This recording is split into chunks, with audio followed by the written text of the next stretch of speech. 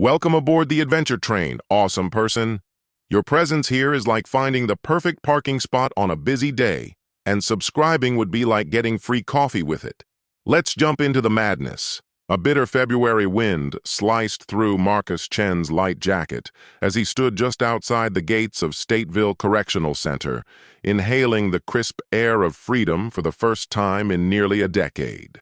The gray slabs of concrete behind him had swallowed 8 critical years, years that spanned from 28 to 36, for a robbery he hadn't committed. They'd pinned it on him, armed robbery. Sentenced to 25 years to life, his term had been slashed to 8 thanks to model behavior and, eventually, a parole board willing to hear his claims of innocence. A car horn broke the silence. At the curb, a beat-up Honda Civic idled, its paint chipped and rusted, more brown than its original blue. Behind the windshield sat Sophia, his wife, the one who had sworn she'd wait. Tears were already spilling down her cheeks by the time he reached the door. "Marcus!" she cried out, throwing herself into his arms. Her embrace felt lighter, her scent unfamiliar. "Oh my God, Marcus, you're really here. You're finally home." He held her close, feeling the tremor in her body, inhaling the smell of her hair. He had spent 8 years imagining this moment, and now that it had arrived, something felt off. Like hugging someone who wore his wife's face but wasn't her. "I never stopped believing," she murmured against his chest. "Not for a second. I always knew you didn't do it. I knew you'd make it back." From over her shoulder, Marcus spotted movement in the back seat. A young boy, probably 7, peered at them with wide, inquisitive eyes. Sophia pulled away, brushing her tears aside.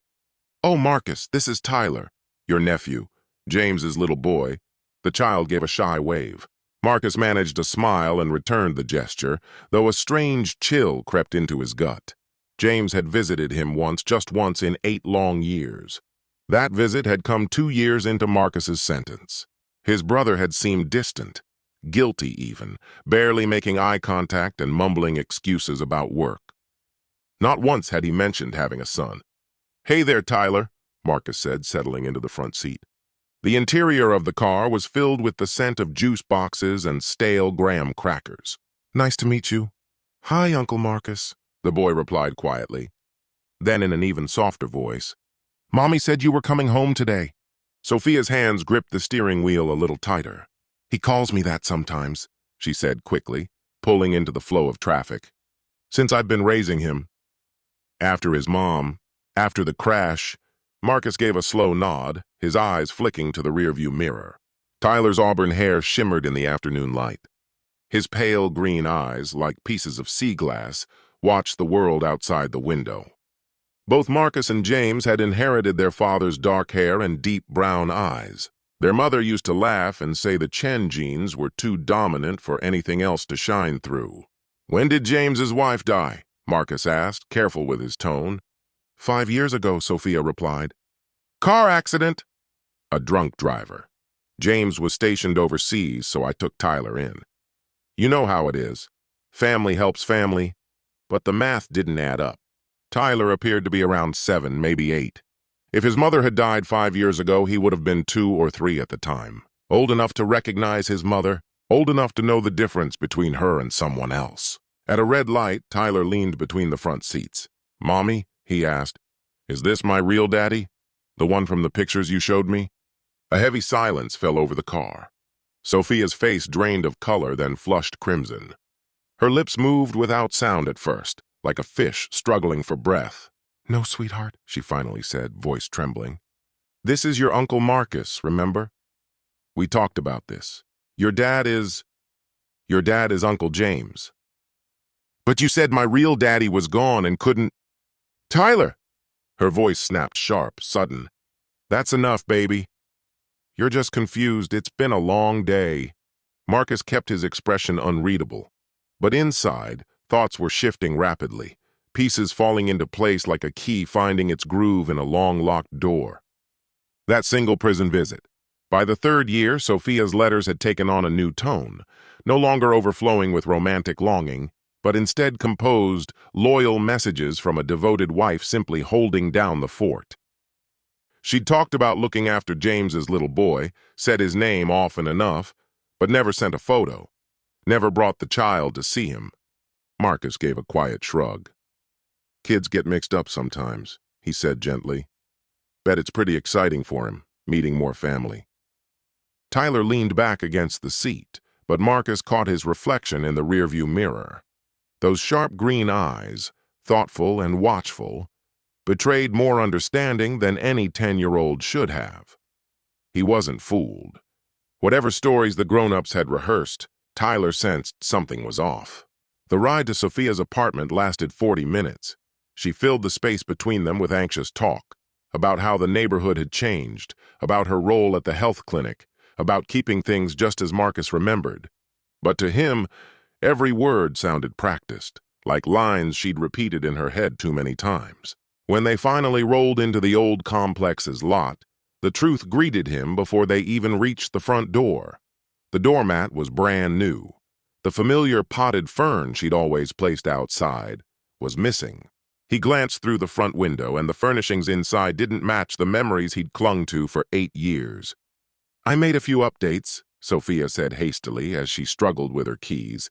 "Just small stuff. It helped me stay busy." Once inside, the differences were impossible to ignore. The soft beige walls they'd painted together had been replaced with sterile white. Gone were their framed wedding photos and vacation snapshots. In their place, bland nature prints with no personal touch. But the faint outlines on the walls told another story. Dust shadows where pictures had clearly hung not long ago. "Tyler, sweetie, why don't you play in your room for a bit?" Sophia suggested. "Okay, Mommy," the boy chirped before dashing off to what had once been Marcus's office. Sophia's posture wilted. "I can explain," she said. "Can you?" Marcus asked, keeping his tone even and calm. He'd learned in prison, silence was a tool. Leave space and people would rush to fill it. "It's just, James needed help with Tyler," she began, eyes darting nervously. "The poor kid was so little when his mom died. He got mixed up, started calling me Mommy. The therapist said not to push too hard. He'd figure it out eventually." 5 years seems like a long time to stay confused," Marcus replied. "I know how it must seem." She reached out but stopped short of touching him. "But I never cheated. I've waited for you, Marcus. I swear I have. Everything else, it was just about getting by. Looking after the people who needed me. You understand that, don't you?" Marcus looked at her carefully. Time had been kind. At 34, she was still striking, but the fine lines around her eyes hinted at unspoken truths. Her wedding band, the one he'd placed on her finger a dozen years ago, still gleamed under the ceiling light. But her other hand bore a new ring, a mother's ring, set with a single gem. A ruby, July's birthstone, likely Tyler's. "I need to shower," Marcus said after a long pause. "It's been a rough day." Sophia visibly relaxed. "Of course," she said quickly. "I'll start dinner. Teriyaki chicken, right? Still your favorite?" I remember. In the bathroom, Marcus let the scalding water scrub away the years of prison filth. But the steam couldn't clear the creeping realization in his mind. The life he'd spent nearly a decade trying to reclaim was no longer his, and maybe it never had been. He'd gone down for armed robbery. 3 separate witnesses had identified him. Surveillance footage captured someone matching his height and build. The stolen cash was discovered in his own vehicle. Even his business partner took the stand, claiming Marcus had been acting strange, saying he needed money fast. His court-appointed lawyer had fought hard, but the case was a tidal wave, and Marcus had been swept away. Only he knew the truth. He'd been bedridden with the flu that day, stuck at home without anyone to back up his story, no one except Sophia, who had been at the office. Throughout the trial, through the conviction, through every parole board hearing, he'd never wavered. He was innocent. At last, someone had believed him. But now, sitting across from Sophia, doubt crept in. If she hadn't told the truth about that, what else had she hidden? The meal passed in strained silence. Tyler filled the quiet with stories from school. His friends, his teachers, the soccer team he'd just joined.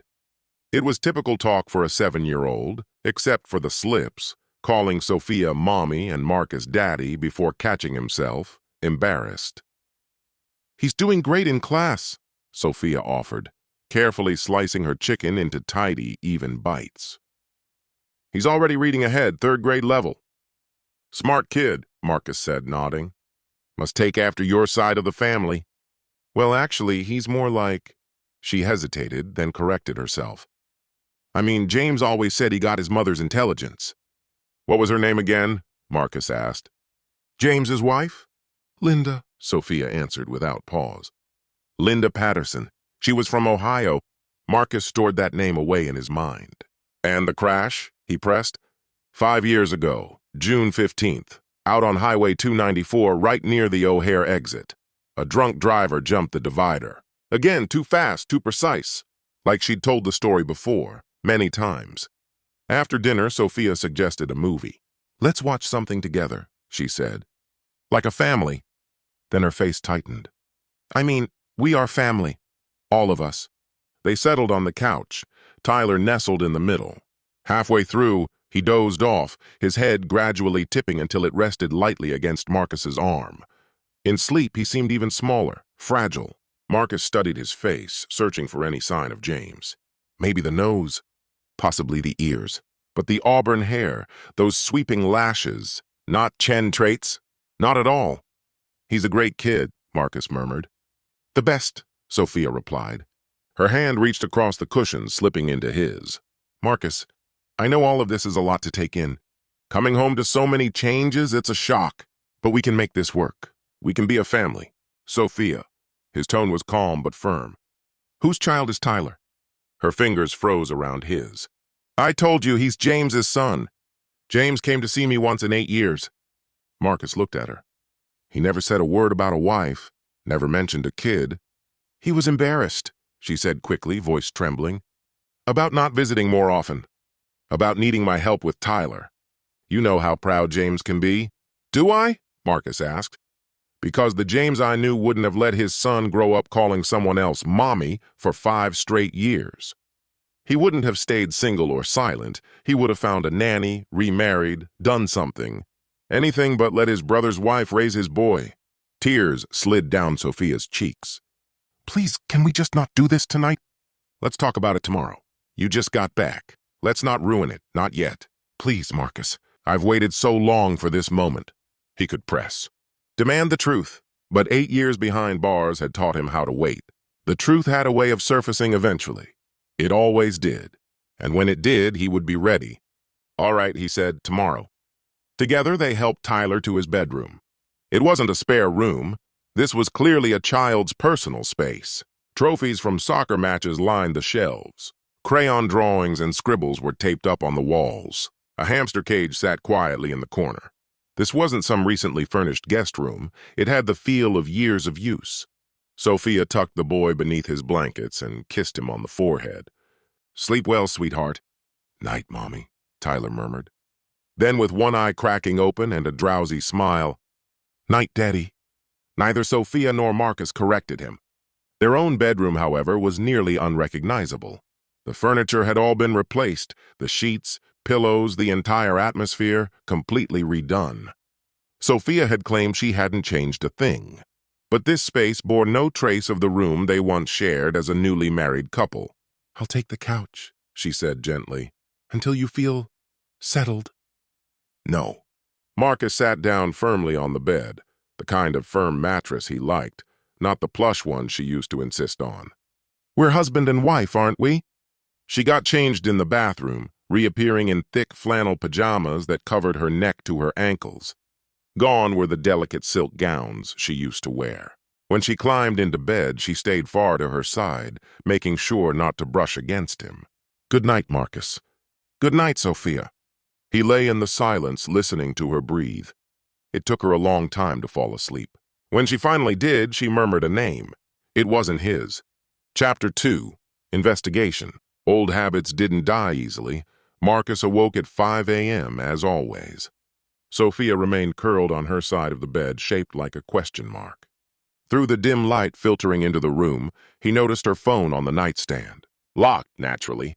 He slipped out from under the covers, dressed quietly from a drawer that, to his surprise, still held some of his clothes, and made his way to the kitchen. The coffee maker gleamed, sleek and modern, clearly new. The refrigerator was plastered with the signs of a child's life. Tyler's drawings, academic reports, a soccer game schedule, ordinary family clutter, except this wasn't his family. Among the clutter, a magnet caught his eye. The school directory. Tyler Chen, Grade 2, Riverside Elementary. Emergency contacts listed: Sophia Chen, mother; James Chen, father. Mother, not legal guardian, not aunt. Marcus brewed a cup of coffee, sat down at the table, and opened her laptop. It, too, was password protected. But Sophia had always been easy to predict. Her passwords followed a pattern, special dates combined with her mother's maiden name. He tried their wedding date plus Rivera, no luck. Then his birthday, hers, still no match. Tyler's birthday and Rivera, success. The desktop loaded. Her email was open. He scrolled carefully through her inbox, making sure not to open anything new. Most of the messages were routine. Work correspondence, promotional emails, school updates, but the real insight lay in the folders she had created. One was titled Legal. Inside were documents for a custody case. James Chen petitioning for sole custody of a minor child. Sophia Chen replying, identifying herself as the boy's mother. Not guardian, not aunt, mother. The legal battle stretched back 6 years. Another folder, medical. Routine immunization records for Tyler. Sophia listed as his mother. A scanned copy of the birth certificate. Father James Chen. But the timeline didn't add up. Tyler's conception would have occurred while James was deployed overseas, Afghanistan, according to what Sophia had once told Marcus. He kept digging. Social media proved invaluable. She had blocked him long ago, assuming prison cut him off from the world. She'd been wrong. The prison library's internet had been his lifeline. From her computer, he bypassed her privacy settings. Her Facebook held the full picture. Photos spanning years, Tyler as an infant, a little boy, a kindergartner, always with Sophia, and more with James. James had been there for Tyler's very first birthday. He was the one steadying the handlebars when Tyler learned to ride without training wheels. He sat beside Sophia at the school's holiday concert, both beaming like the picture of proud parenthood. The timeline matched up, right around the period Marcus had been behind bars, insisting to anyone who'd listen that he was innocent. "Daddy?" Marcus turned sharply. Tyler stood sleepily in the doorway, rubbing his eyes. "Hey, champ, it's Uncle Marcus, remember?" The boy padded over and climbed into the chair beside him. "Mom told me to call you that, but you look like the guy in the photos." "What photos?" "The ones she keeps in her drawer. She looks at them sometimes when she's feeling sad." Marcus felt a squeeze in his chest. "Does she get sad a lot?" "Not anymore," Tyler replied. "Not since Uncle James, started coming over more often." Marcus's voice stayed steady. "When did he start visiting?" The boy frowned, thinking hard. "I think I was turning 3. He brought me an Iron Man for my birthday. That would have been 5 years ago, right after James's so-called wife passed away." "Tyler, do you remember your first mom before Sophia?" The boy shook his head. "Mom says I was too little. She says my first mommy went to heaven." "And you've always lived here? With Sophia?" "Yeah. Mom says this was your house too before you had to leave. She said you made a mistake. Did something bad?" Marcus nodded slowly. "She's right. It was a mistake." "Is that why you went to that place? The one like a really long time out?" Despite himself, Marcus chuckled softly. "Exactly, buddy. A really long time out. Mom cried a lot when you were gone," Tyler continued matter-of-factly. "But Uncle James made her smile again." "I'm sure he did," Marcus thought bitterly. "Honey, what are you doing up?" Sophia appeared in the doorway, her hair mussed with sleep. Her eyes went wide when she saw Marcus at her laptop. "Marcus, what are you—" "Just catching up on the news," he said casually, closing the lid. 8 years is a lot to miss." She seemed to relax, barely. "Tyler, go get dressed. I'll fix you some breakfast." The boy darted off. Sophia turned to the coffee machine, her movements stiff and deliberate. "Did you sleep okay?" she asked. "Like a log. You?" "It's an adjustment." Having you here? Her hands trembled as she poured the coffee. Marcus, about last night, about Tyler calling you. It's okay, he said lightly, cutting her off. Kids get mixed up sometimes. You said he's been through a lot. He has. Losing his mother so young, and with James traveling for work all the time. What's James doing these days? Still in construction? Commercial real estate development, he's been successful. She paused. He helps where he can, financially mostly, for Tyler. Good guy, Marcus said, sipping his coffee. Taking care of his nephew and his brother's wife. Something flickered across Sophia's expression. Guilt, maybe, or just weariness. We're family. We support each other, she said quietly. All this time, and you never remarried. Her response was sharp, unflinching. You're still my husband. I made promises, for better or worse. Even when the accusations came, even when the proof seemed... She fell silent. I believed you were innocent. I knew you'd find your way back. The evidence looked bad. Eyewitnesses aren't always right. Security videos can be misleading. The cash they found in your trunk. Her voice faded. Might have been planted. Marcus kept his eyes on her, taking in every word. By someone who knew my schedule. Someone who had access to my car. Sophia turned away, fiddling with the toaster. The police claimed... I remember what the police claimed. I care more about what you believe. I think someone set you up. I've always believed that. Who would do that? Her posture stiffened. How should I know? You weren't short on enemies. Business rivals. People who owed you. Or someone who envied what I had. The knife she was using paused mid-motion, butter half spread. What are you trying to say? Nothing, just thinking aloud. Tyler came bounding into the kitchen, dressed and ready for school. The subject changed, replaced by the rhythm of an ordinary morning. Breakfast, homework, signing forms. But beneath every interaction ran a subtle strain, a current of unease. Marcus offered to take Tyler to school. Give us some time together, he said. Sophia looked like she wanted to say no, but couldn't come up with a solid reason. In the car, Tyler chatted nonstop. His teacher, his best friend Miguel, the class hamster that might soon have babies. The normal kind of talk that made Marcus's heart ache with everything he'd missed. Uncle Marcus? Tyler asked as they reached the school. Are you going to live with us now? That's the plan. You okay with that? Yeah. The kid's smile was honest, his excitement clear. Maybe you can come to my soccer game Saturday. Daddy, Uncle James, usually comes. It'd be awesome if you both came. I'd like that. Marcus watched as Tyler dashed toward the school, backpack bouncing with each step. Other parents waved. Some even called out to him. Tyler was clearly happy, confident, well-loved. Whatever truths had been bent, Sophia had raised him right. But whose truth was it? Whose child was he really? Instead of heading back home, Marcus drove to the public library. The computers there weren't connected to him, untraceable. He began by searching Linda Patterson, James's allegedly deceased wife. She was alive and well, living in Naperville. Her Facebook profile was open, full of pictures showing a new family. A husband, 2 children, a dog. A seemingly perfect suburban life. Her About section listed her as divorced, not widowed. Married to James Chen from 2015 to 2019. No kids from that marriage, so Tyler couldn't be James's son from a previous relationship. Marcus dug further.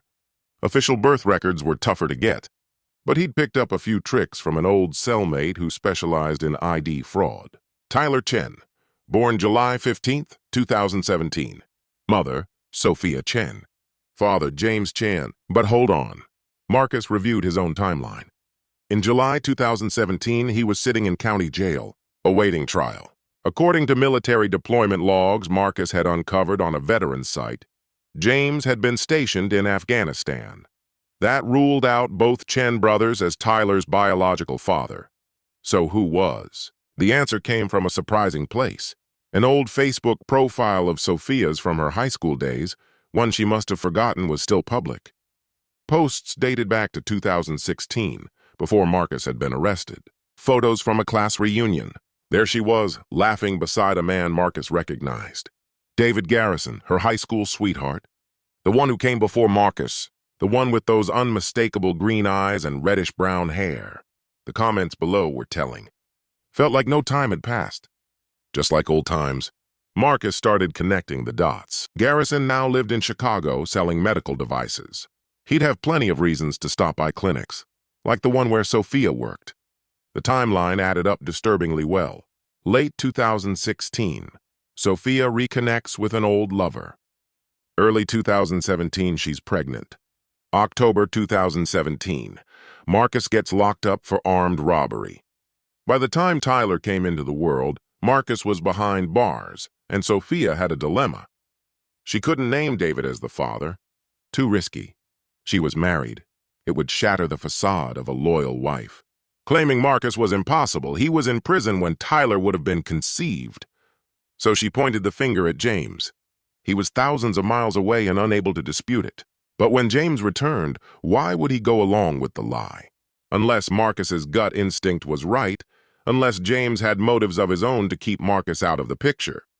Chapter 3. Threads Unraveling. Marcus spent another 3 hours at the library, unraveling a tapestry of lies that made his skin crawl. Each fact he uncovered only led to deeper deceit. James's financial records, what Marcus could access through public filings and court documents, painted a bleak picture in 2017. His business ventures were collapsing. He was buried under gambling debt, had loans from shady sources, and his construction firm was bleeding cash. Then, like magic, everything turned around in October 2017. The same month Marcus was arrested. James suddenly received a significant cash boost from anonymous private investors. The total? $847,000. Exactly the amount stolen in the robbery that had put Marcus behind bars. Marcus's hands trembled as he printed the records. 8 years. He'd spent 8 years in prison for a crime James had committed. And during that time, James had stepped into his life. He'd taken over as Tyler's father, as Sophia's partner, as the polished, successful businessman Marcus should have been. When Marcus got home, the apartment was silent. There was a note on the counter. At work. Tyler's at after-school care until 5. Dinner's in the fridge. -S quote. The stillness gave him space to dig deeper. In the back of the bedroom closet, hidden behind heavy coats, he found a box. It was filled with old photos, letters, and keepsakes. Their wedding album was shoved beneath outdated utility bills. But on top were newer images. James and Sophia sharing a meal, laughing. James teaching Tyler how to swim. James with his arm wrapped around Sophia at what looked like a corporate holiday event. At the bottom, wrapped in delicate tissue paper, lay Sophia's original wedding ring, the one Marcus had worked 6 months to afford, now replaced by something shinier, pricier. A gift from James. In Tyler's room, more painful proof. Crayon drawings labeled "My Family." Stick figures. Mommy, Tyler, and a tall man tagged Daddy J. A Father's Day card. To the best dad ever. Love, Tyler. Dated last June. Marcus sat on his son's bed, surrounded by fragments of a life that had been stolen and rebuilt on top of his ruin. He had suspected betrayal. He had sensed lies. But this was deliberate. This was a carefully orchestrated takedown. His phone buzzed. Unknown caller. He answered. Hello? A woman's voice came through, shaky with nerves. Marcus, this is Linda Patterson. Linda Chen. Once, James's former wife. Marcus felt his heart rate spike. Linda, hey. I saw your message on Facebook about Tyler. A beat of silence. We need to talk, she said. But not like this. Not over the phone. Can you meet me? An hour later, they sat across from each other in a Starbucks in Naperville. She had the polished look of a suburban mom, well-dressed, put together, but her fidgeting hands and darting eyes betrayed her unease. I had no way of reaching out before, she began. While you were away and even after you got out, I didn't think it was my place. But when you brought up Tyler, her voice trailed off. You already knew James wasn't his biological father. A sharp, almost mocking laugh escaped her lips. James can't have kids. Trust me, we tried everything. Fertility treatments, dozens of tests, nothing. She shook her head, the bitterness clear. He's essentially infertile. Doctors traced it back to some illness he had as a kid. That's why I ended the marriage, she added. I wanted a family and he couldn't give me one. Marcus's coffee churned sour in his gut. Sterile. James was completely sterile. So when I heard Sophia had a baby and James was saying the kid was his, She lifted her shoulders in a helpless shrug. I knew he was lying. But at that point, it wasn't my concern anymore. Did you know about them? Marcus asked. James and Sophia. Before I got arrested? She stirred her drink slowly, eyes fixed on the swirling liquid. He was obsessed with her. Even when we were together, he talked about her all the time. She was everything, according to him, flawless. He couldn't understand how she'd ever ended up with you. He used to say, if only he'd met her first. Her voice faltered. I should have warned you. Then why didn't you? Marcus pressed. Because I was furious, she said quietly, eyes shining now. I wanted him to suffer. I wanted him to feel abandoned like I did. She blinked hard, voice cracking. I didn't know about the robbery. What he did to you, I swear, Marcus, I didn't know. What else did he say? Marcus asked. About me? About her? She hesitated, biting her lip. He said you were controlling. That Sophia was miserable but too afraid to walk away. And, she drew a shaky breath, he said he had a plan. To rescue her. To give her the life she deserved. Marcus narrowed his eyes. When exactly did he say that? Summer of 2017, she replied. Right before I filed for divorce. So months before the robbery, months before Marcus was arrested. His own brother had been scheming all along. Linda, Marcus said, voice firm. Would you be willing to testify, talk to the police? Color drained from her face. I have a life now, kids. I don't want to be pulled into this again. He let me rot in a cell for 8 years, Marcus said, for a crime he committed. And now he's raising someone else's child. He's with my wife. Linda looked down. Your ex-wife, she corrected softly. She divorced you 2 years ago. Cited abandonment. The ruling had gone through without him even being present. Reality shifted sideways. What? You weren't aware? Linda unlocked her phone and brought up a page from the county clerk's website. Sophia Chen, divorce finalized, abandonment cited, dated January 2023. She'd been officially unattached for 2 years, meaning every note swearing she'd stand by him, every vow to stay loyal, every prison visit where her wedding band glinted under fluorescent lights. A fabrication. I really thought you knew, Linda said quietly. I'm sorry. Marcus stumbled out of the meeting, stunned. Divorced, for 2 full years, and no one had informed him. Not a word from his attorney, not a hint during parole board interviews. Sophia had faced him across the visitation table, ring in place, lying through her teeth. By the time he returned to the apartment, school had let out. Tyler was seated at the table, busy with homework, while Sophia stirred something on the stove. A perfect home life, built on the wreckage of his own. Uncle Marcus? The boy sprang up, wrapping his arms around him. The sincerity in the embrace made Marcus ache. Guess what? I got 100 on my spelling quiz. That's awesome, kiddo. Marcus tousled Tyler's hair, that unmistakable auburn shade that underscored the truth no one dared say. You must have worked hard for that. Mom helped me study, and Daddy, Uncle James, he helped too. He's really good at spelling. Is that so? Marcus met Sophia's gaze over Tyler's head. Uncle James does have a few talents, doesn't he? She glanced away, shame flickering in her eyes. Dinner was excruciating. Tyler chatted on about school, his soccer team, the science fair coming up. A picture of an ordinary happy family meal, but Marcus now understood he was the only one at that table, with a real claim to the name. The boy wasn't his nephew. The woman wasn't his wife. Hadn't been for a long time. James is stopping by later, Sophia mentioned as she cleared the plates.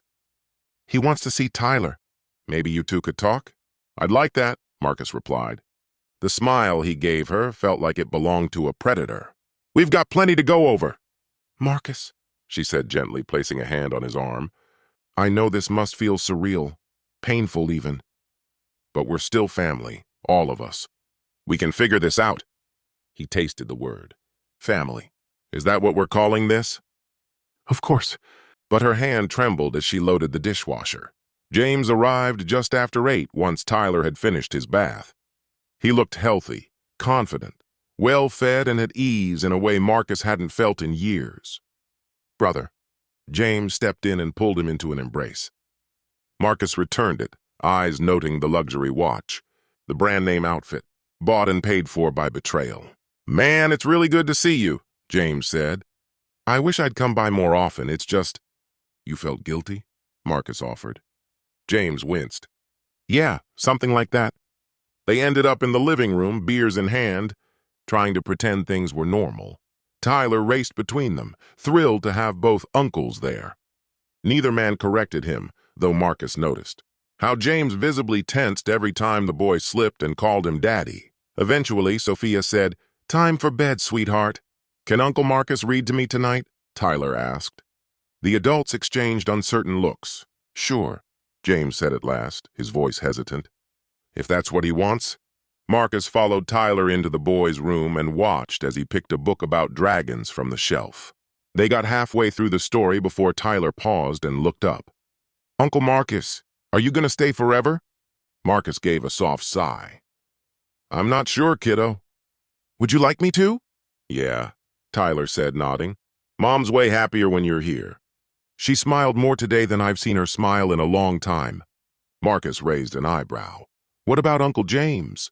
Does he make her happy too? Tyler pondered the question for a moment. Sometimes. But they argue a lot. About money and other stuff. What kind of stuff? You, Tyler said simply. They argue about you. Mom wanted to see you more. Uncle James said it was bad for me. They yelled about it at Christmas. So there it was, tension beneath the surface. Apparently their little domestic haven wasn't quite so peaceful. When Marcus returned to the living room, he found James and Sophia seated close together on the couch, speaking in hushed tones. They quickly pulled apart when they noticed him enter. He's out, Marcus said, lowering himself into the armchair across from them. Great kid. The best, James agreed. Then more deliberately, Marcus, we should talk about what's going on. What's going on? Marcus replied evenly. You mean the fact that my nephew calls my ex-wife Mom and you Dad? Sophia's voice was quiet. Ex-wife. Marcus turned to look at her. Right. And when exactly were you planning to let me in on that? Before or after we shared a bed again? I was going to tell you. Like you were going to tell me Tyler isn't your son, James? Silence swallowed the room. James's face drained of color. Sophia lifted trembling hands to her mouth. How did you know? James stammered. I'm not an idiot, Marcus said coolly. Sterile men don't become fathers. You spoke to Linda, James said, his tone flat, and a few others. Marcus leaned back, eyes locked on them both. Let me lay out how I think this went down. Feel free to correct me. Sophia was lonely. I was buried in work, pulling insane hours. She reconnected with an old lover. Oops, pregnant. But naming David Garrison as the father? That would damage her perfect little world. Me? That didn't line up with the dates. So she picked you, James. And you went along with it. Why? Neither of them answered. Was it because you needed me gone anyway? Marcus asked. You owed money to dangerous people.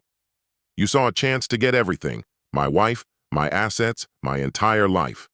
That's not what happened, James said, his voice rising. No, Marcus challenged.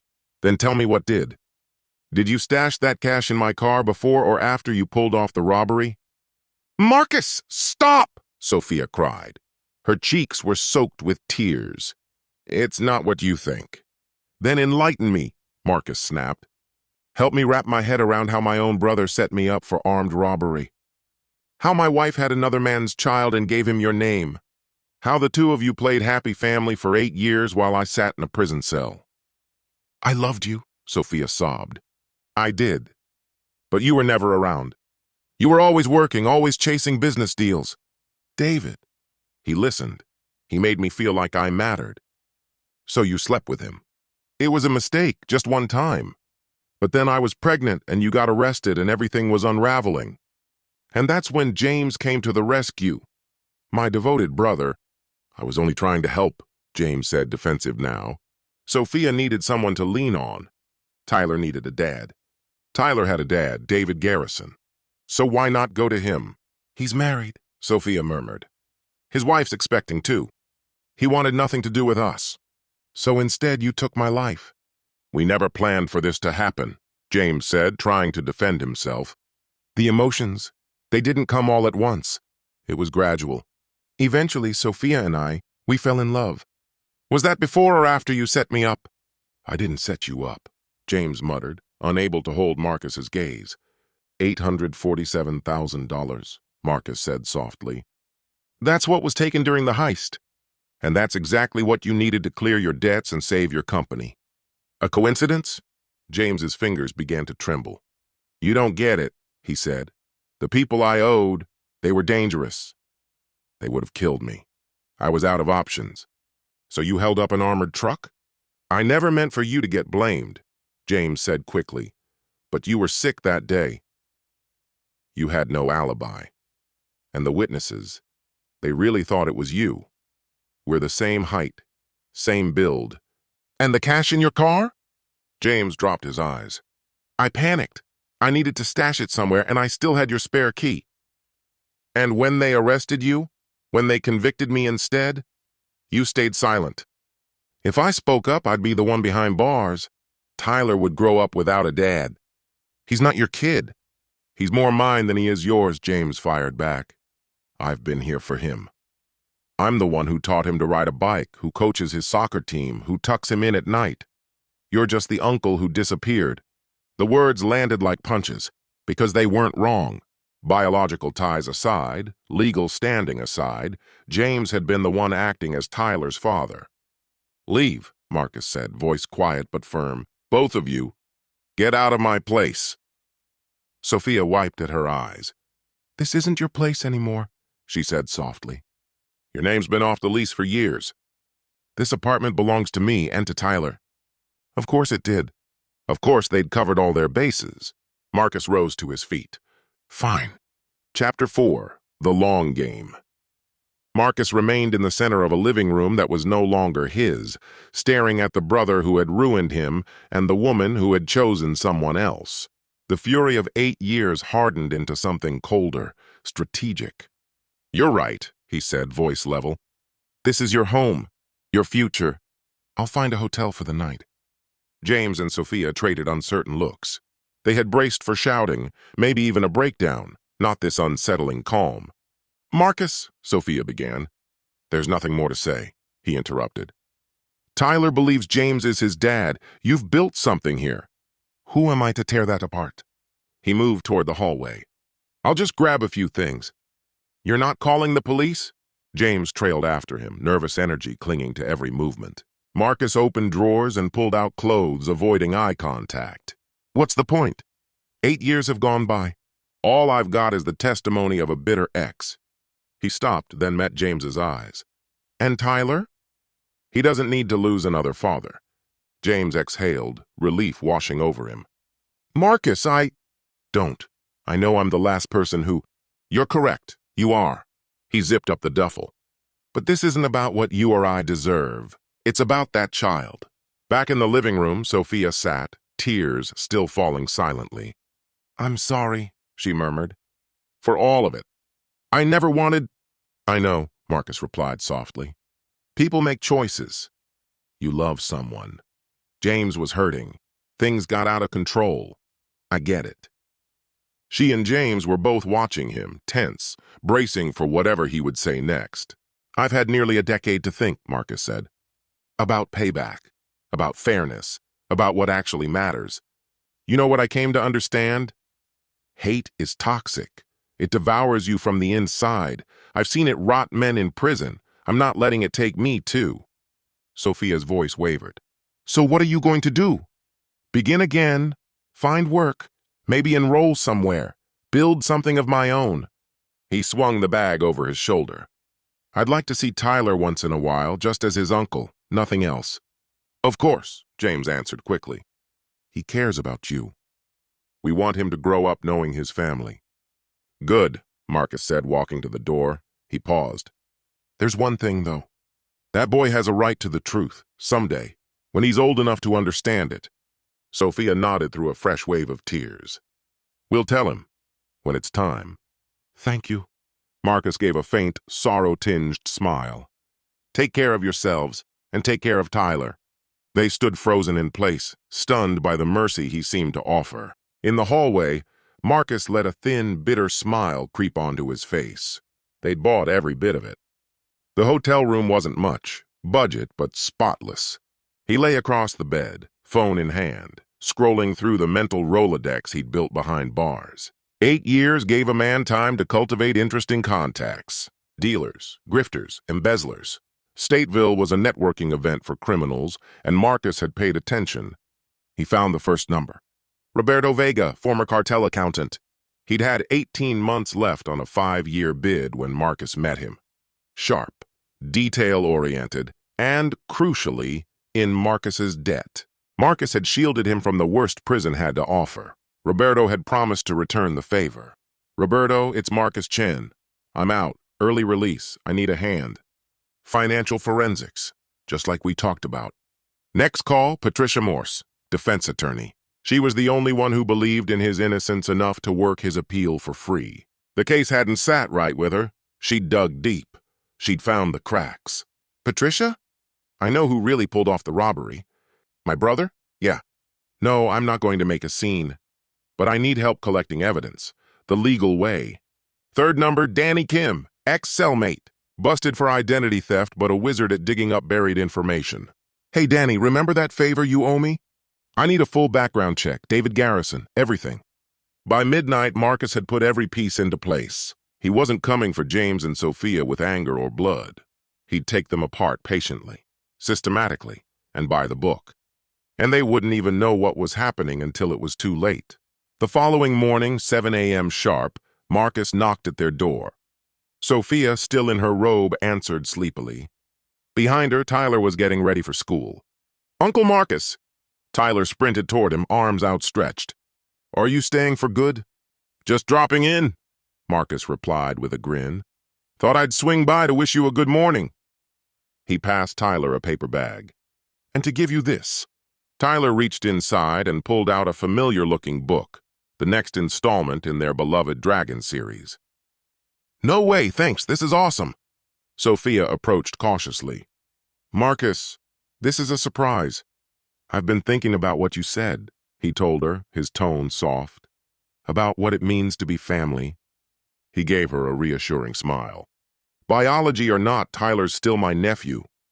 That bond means something to me. I don't want to lose it." She seemed to ease at his words. "Of course. Would you want some coffee?" They sat down in the kitchen, mugs in hand. Over the steaming drinks, Marcus was everything Sophia remembered from better days. Thoughtful, kind, interested. He asked about Tyler's routine, offered to help out with school runs. "I'm job hunting anyway," he said with a shrug. "Might as well be useful in the meantime." Sophia looked at him, caught off guard. "That's really generous." "I've already missed 8 years of his life," Marcus said quietly. "I'm not letting more slip away."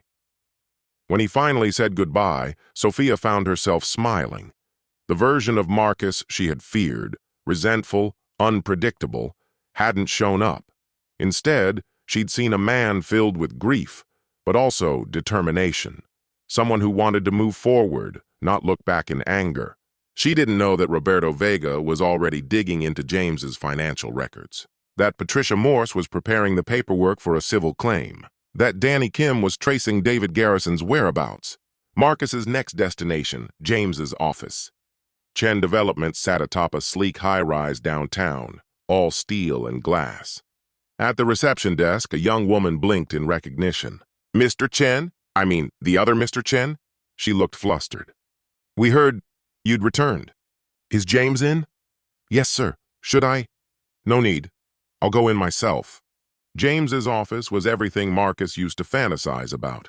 Panoramic windows, top-tier furnishings, polished plaques and framed accolades. A kingdom built on betrayal. "Marcus?" James rose from behind his imposing desk. "What are you doing here?" "I need a job." "Excuse me?" "You heard me." Marcus took a seat without being invited. "I'm looking for work."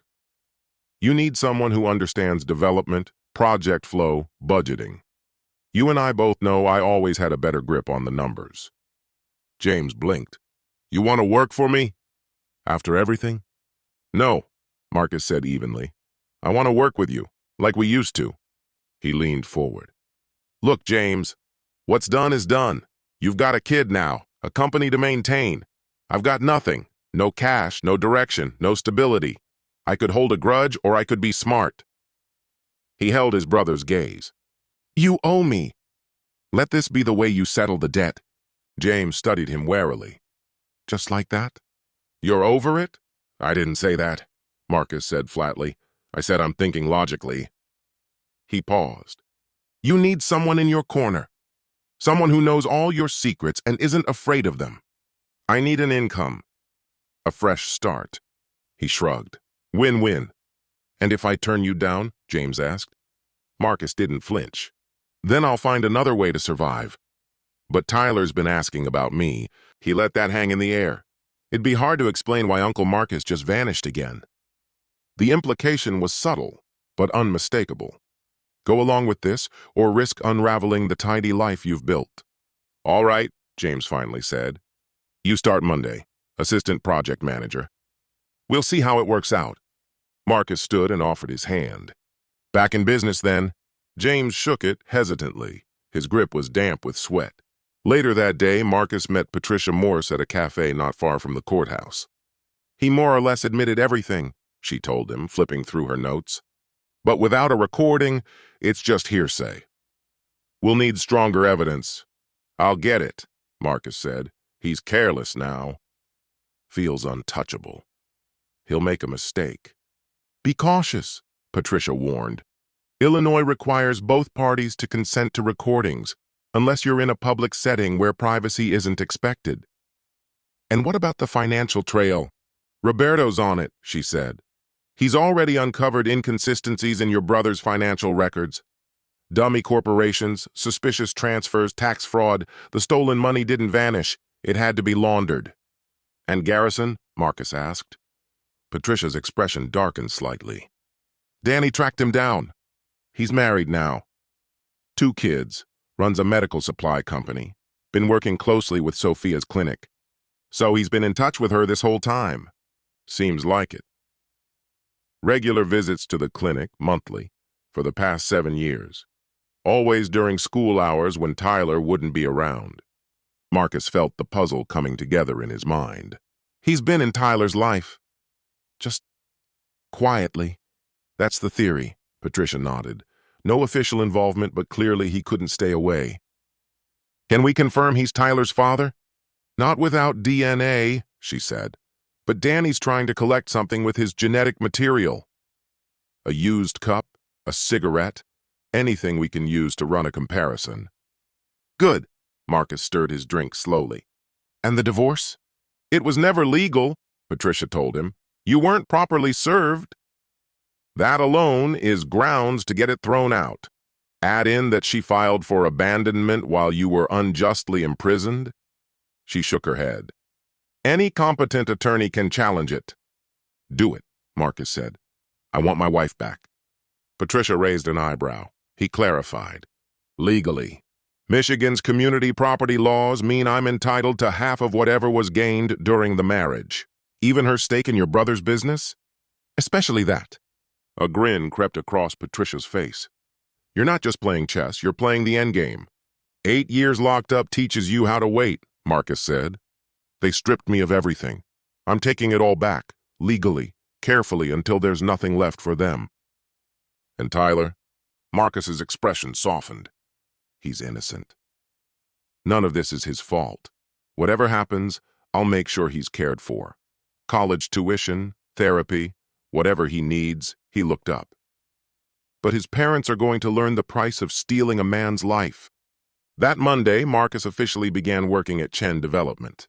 James handed him a cramped office, a pile of documents, and very clear instructions. Stay out of the way. Perfect. It was exactly what Marcus had hoped for. The files gave him full access to the company's operations. Within days, he'd spotted 3 distinct accounting systems. One for the tax authorities, one for investors, and one with the actual figures. Roberto had been spot on. The stolen cash had been scrubbed through shady real estate deals and dummy companies. You're sharp, said Agnes, the office manager. Honestly, sharper than James. He's more of a big-picture guy. I learned from the best, Marcus said. Their father had trained both brothers in the business, but Marcus had always been the one who grasped the intricate workings. Feels good to have both Chen brothers around again, Agnes added. James says it's like the old days. Did he talk about me much while I was gone? Agnes shifted in her seat, clearly uneasy. Sometimes, she admitted. Mostly he just talked about how bad he felt. For not coming around more, you mean? Exactly. Guilt's a strange thing, Marcus replied, nodding. It'll eat you alive if you give it space. He had duplicates of everything. Patricia insisted they needed a rock-solid paper trail, proof that would stand up in front of a judge, every forged account, every dollar funneled through shell companies, every shady tax loophole. Marcus recorded all of it. Back at what now passed for home, the hotel, he reviewed Tyler's routine. Soccer practices on Tuesdays and Thursdays, matches every Saturday, and a school play on the horizon, just 3 weeks out. Marcus kept careful track. One morning, he turned to Sophia. I can grab Tyler from practice if you'd like. Save you a trip. She paused, uncertain. That's kind of you, but... Sophia. He rested his hand lightly on hers. I'm not trying to confuse him or step on your toes. I just want to be the uncle he deserves. The kind I should have been if I hadn't been gone. She studied him, then gave a slow nod. He'd like that, she said quietly. Soon enough, Marcus was part of Tyler's daily world. The cool uncle who could juggle a soccer ball like a pro, who always showed up, who helped with math problems, and knew just how to explain things without sounding like a teacher. Tyler lit up under the attention, proudly talking about Uncle Marcus to anyone within earshot. He's amazing with him, Sophia told James one night. Marcus knew he'd bugged their apartment. Just a small piece of hardware Danny Kim had slipped into place during a casual visit. Sure, Illinois might be a two-party consent state, but Marcus figured he was owed a few questionable tactics after losing 8 years of his life behind bars. He's too good, James said. It doesn't feel right. He's up to something. You're being paranoid, Sophia replied. He's just trying to start over. By working for me? Playing super uncle? Come on. You know Marcus. He doesn't let things go. People change, she argued. Prison changes people. Yeah, makes them colder, sharper, more dangerous. Or maybe it helps them see what matters. Family, forgiveness, second chances. James scoffed. You want to believe that? Makes it easier to live with what we did. I already feel guilty, she snapped. Every time I see him with Tyler. Every time I see how kind he is after everything. We did what we had to, James interrupted. You held a gun. You framed your own brother. That wasn't for Sophia or Tyler. That was survival. Don't twist this into some kind of sacrifice. Their voices rose, the argument spiraling. Marcus had heard enough. The fractures were starting to show. Perfect. 3 weeks into his new reality, Marcus made his next calculated step. He visited David Garrison at his office. Mr. Garrison? Marcus Chen. You might remember my ex-wife, Sophia. David's face went pale. I have no idea what you're talking about. Marcus tilted his head, voice casual. Funny thing. Sophia and I both have brown eyes. James, too. But your eyes, green. If you're suggesting... I'm not suggesting, Marcus interrupted calmly. I'm stating it plainly. Tyler is your biological son. David's fists clenched on his desk. What do you want?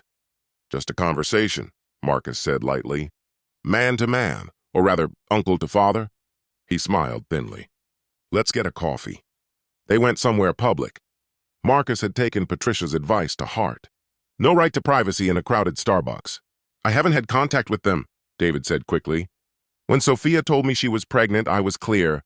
You had a wife, Marcus said flatly. You weren't leaving her. Sophia had to handle things on her own. It was a mistake. A one-night thing. We were drunk. The reunion.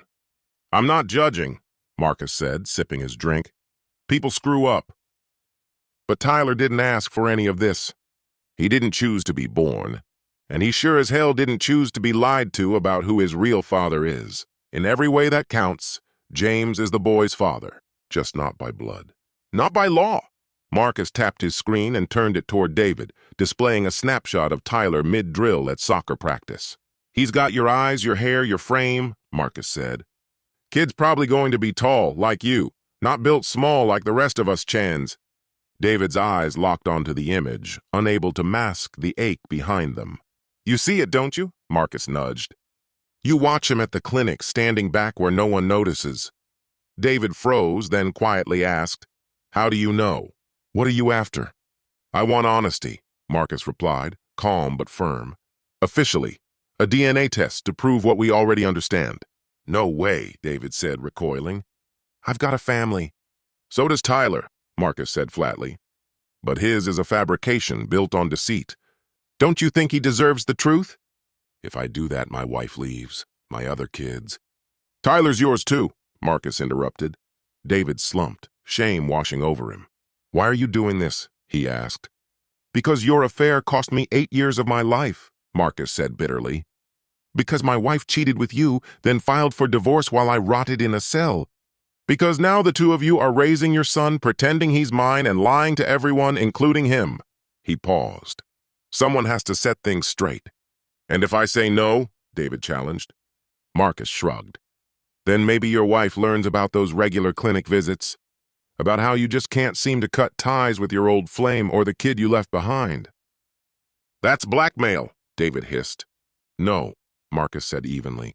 "That's reality." He stood, letting the silence hang. "Think it over. You know how to reach me." Marcus walked away, leaving David hunched over his cup, the weight of years pressing down on his shoulders. Saturday brought perfect weather for soccer. Marcus arrived early, lending a hand with the field setup. James arrived minutes before the whistle, Sophia by his side. They looked like the picture of happiness. "Uncle Marcus!" Tyler shouted, running up in his uniform. "You made it!" "Wouldn't miss it, champ." "Ready to impress?" "Coach might let me play forward today."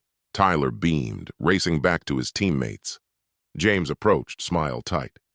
"You got here early," he noted. "Wanted to help out," Marcus said. "Takes a team, right?" James's smile didn't reach his eyes. "Marcus, we need to talk. Alone." They stepped aside, out of earshot of the other parents. Marcus noticed Sophia watching them, clearly uneasy. "What's this about?" Marcus asked, playing innocent. "David Garrison called," James said. "Told me you confronted him." "Did he now?" Marcus replied, unbothered. "Small world." "What exactly are you doing?" James asked, voice low. "I'm not doing anything," Marcus said. "Just reminding someone they deserve to know their own child." "Tyler is my son," James insisted. "Legally, sure," Marcus replied. "But deep down, we both know that's not the full story." James grabbed Marcus's arm. "Drop it, I'm serious." "Or what?" Marcus asked, his tone still casual. "Going to frame me again?" He kept his voice calm, conscious of the parents nearby. "Take it easy, brother. I'm just encouraging someone to step up. Something you, of all people, should understand. If you think you can come here and tear apart everything we've built—" "You mean what you built on my back?" Marcus cut in, cold smile forming. "Watch the game, James," he added, walking off. "Your boy's about to score." On the field, Tyler had just intercepted the ball and was sprinting toward the net. The crowd of parents roared, and Marcus joined in as Tyler fired it into the goal, his whole face lighting up with triumph. This is what James had taken from him. Not just Sophia, not only his autonomy, but memories like this. The right to witness a child's growth, to be part of a life built together, to have something genuine. Still, Marcus was nothing if not patient. He'd already waited 8 years. A little longer wouldn't kill him. The cracks were starting to show. Soon the entire facade would crumble. Chapter 5. The Unraveling. At 2 a.m. on a Tuesday, Roberto Vega's email landed in Marcus's inbox. Subject: "Got it. The proof." In the dim light of his hotel room, Marcus opened the files with trembling hands. Roberto had managed to trace the stolen funds through a labyrinth of accounts and dummy corporations. But one detail screamed louder than the rest. A $50,000 wire transfer sent to an account in Sophia's name, dated just 2 days after the heist. The account had since been closed, but Roberto had dug up the archived records. She got a payoff, not just James. She was in on it from the beginning. Marcus stared at the glowing screen, his chest turning to ice. He'd suspected her of cheating, of being weak, of choosing comfort over courage. But this? A full-blown collaboration? She'd taken money to stay silent while he wasted years in a cell? He called Patricia without hesitation. "We need to move. Fast. It's 2 in the morning, Marcus." "I know. But everything changes now. The divorce, the lawsuit, everything. We go all in." "What changed?" Sophia was paid to keep her mouth shut. $50,000. This wasn't just betrayal. It was a cover-up. A long pause, then a low whistle from Patricia. "That's not just shady. That's a crime. Can we prove it? With Roberto's files? Possibly. I need you ready in 48 hours. He hung up, pacing like a caged animal in his cramped hotel room. Just 2 more days of playing the role. 2 more days of fake smiles and restrained fury. 2 more days of pretending to be the friendly uncle while hatred simmered just beneath his skin. By Wednesday, back at the office, Agnes offhandedly mentioned James had gone to see his accountant. "Quarterlies," she said. "He gets weird about tax season." He should, Marcus thought grimly. The amount of financial manipulation he'd uncovered could bury James under a mountain of charges. Once James left, Marcus moved swiftly. He'd memorized the password weeks earlier, Tyler's birthday. Touching. With a few keystrokes, the system unfolded before him. He copied everything, bank records, emails, signed agreements. Hard drives filling with years of data, decades of deception, all of it rooted in that first, desperate theft. Burning the midnight oil? Marcus turned sharply. Sophia stood in the doorway, take-out bags in hand. "Just wrapping up a few things," he said, closing his laptop as casually as he could. "What brings you here?" "James forgot his dinner." She hesitated. "Tyler's with Miguel's family after practice, so I figured maybe you haven't eaten either." He hadn't. She smiled slightly. "Want to share?" They sat together in James's office, the city skyline glimmering beyond the windows. Sophia picked at her food, clearly uneasy. "Marcus, can I ask you something?" "Go ahead." "Do you hate me?" He set his chopsticks down, studying her. "What makes you think that?" "You're so calm." "So decent. If someone did to me what I did to you, I wouldn't be able to breathe the same air." "And what exactly did you do to me?" he asked evenly. She blinked. "I betrayed you. I got pregnant. I let you take the fall while pretending you still had a wife who believed in you." "That's all?" Something shifted behind her eyes. "What do you mean?" "I mean, is that the full extent of it? An affair and a child? Isn't that enough?" Marcus watched her closely. Even with the truth laid bare, she still held that same beauty. The woman he had loved since he was 22 hadn't vanished, just hidden beneath layers of deception. "Did you know?" he asked, voice low. "When James set me up, did you already know?" Her answer came too fast, too intense. "No!" Then softer, stumbling. "Not right away. I didn't understand. Not until he paid you off to stay silent?" All the color drained from her skin. "How do you—" $50,000. Deposited 2 days after the heist. Straight into a bank account under your name. "Marcus, please, I can explain." "I'm listening." Tears spilled down her cheeks. "I had just learned I was pregnant. David made it clear he wanted no part in it. I was terrified, completely alone. Then they arrested you. And James, he said he could fix it. He said he had money coming, said he'd handle everything if I backed his version of events, that you were guilty. He told me the evidence would bury you either way. He said if I helped, at least Tyler and I would have something, some future." "So you took the hush money?" "I did." Her voice was faint, almost broken. "And I've hated myself for it every single day. But not enough to come clean." "How could I?" Her hand swiped at the tears. "By the time I realized how deep it went, Tyler was here. James was the only support we had left. If I admitted everything." She shook her head. "I kept telling myself it was all for Tyler. Every decision was for him. And loving James? That part of it too, was that for Tyler? That was loneliness, gratitude, and just being near someone when you weren't. He was here when you were gone. When I was gone because he put me there." "Yes." The word struck the air like a knife. Marcus moved to the window, needing distance. Does David know Tyler is his son? He's always known. I told him when I found out, but he didn't want to be involved. Still, he comes by the clinic once a month, brings baby supplies, times it so he can catch a glimpse of Tyler in the waiting room. Tyler doesn't know who he is. And you're okay with that? Your son's father pretending he's a stranger? What other choice do I have? David's built a life of his own, and James has been a father to Tyler in every way that counts. A father built on lies, a father built on love. She rose, standing across from him now. Whatever else James has done, he loves Tyler, and Tyler loves him back. That kind of love, built on deception, isn't real love. It's control.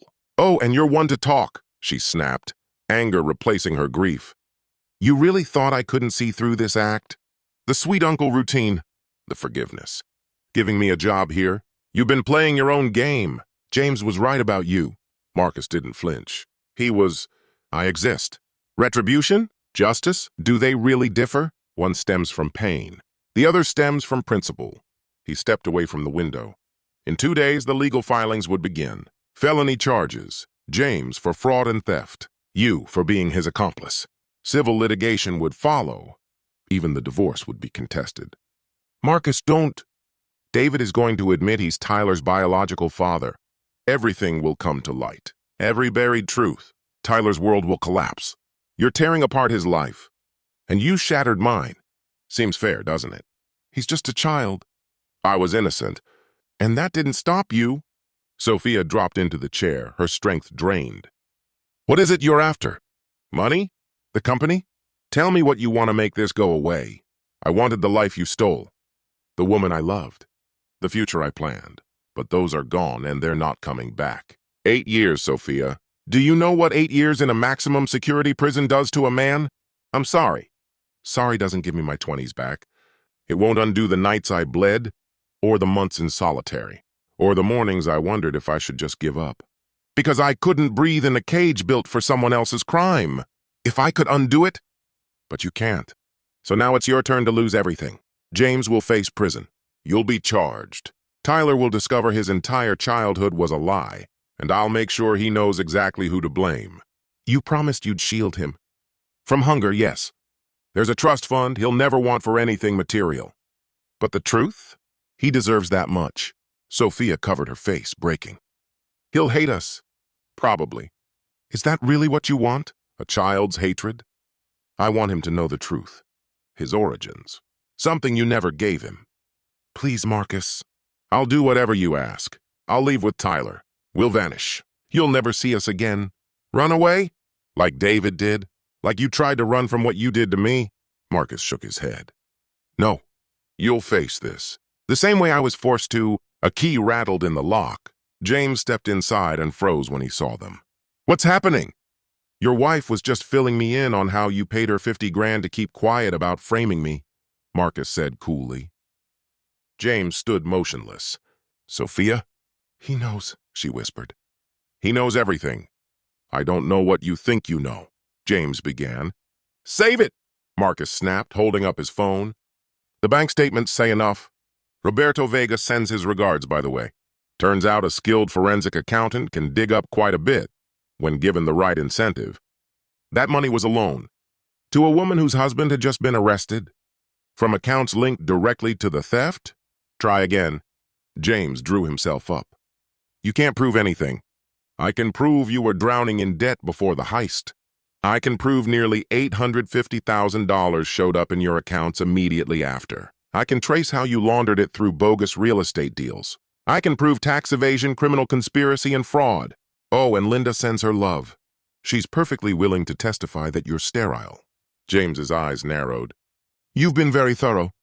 8 years worth of thorough. Funny what people can achieve when driven by time and purpose. So what's next? Are you going to report us? Have Tyler's father arrested? Tear his family apart? You're talking about David Garrison. He is his father. And you? You're just the uncle who hijacked his brother's life. I'm the only father he's ever had. Built on a lie. Built on presence. Being there through every skinned knee, every nightmare, every school win. That's what being a dad means. No, it's what being a decent uncle means. And you could have been one if greed hadn't clouded your judgment. James moved closer, fists balled tightly. Thinking about hitting me? Go for it. I heard prison sharpened that temper of yours. He's trying to provoke you, Sophia warned. Marcus gave a small grin. I know. James has never been hard to read. That's how I knew he'd go for that armored truck. Same route he always took to the casinos. Same hour he was always strapped for cash. You knew? James stopped cold. I had my suspicions. You kept talking about making one big move to solve everything. I just didn't think you'd pin it on me. I didn't plan to. Yes, you did. You planted the cash in my car. You made sure people saw someone with my build. You erased the proof that would have cleared me.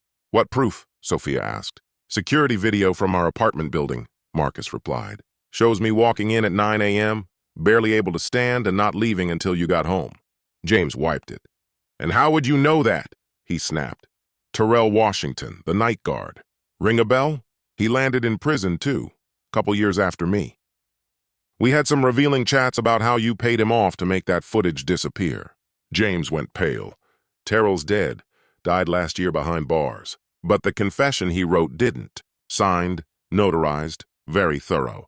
Marcus unfolded a document. Patricia Morris doesn't miss details. This is blackmail, James muttered. No, it's the truth catching up. Marcus began collecting his papers.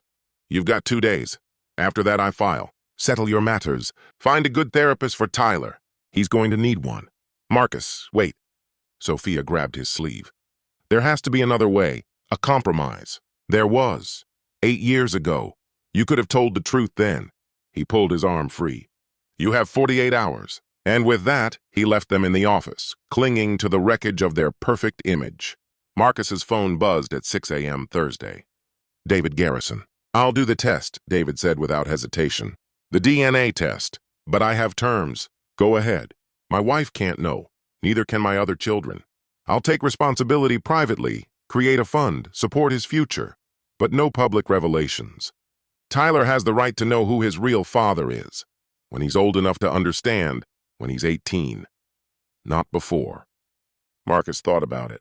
And in return, I'll testify. About the affair.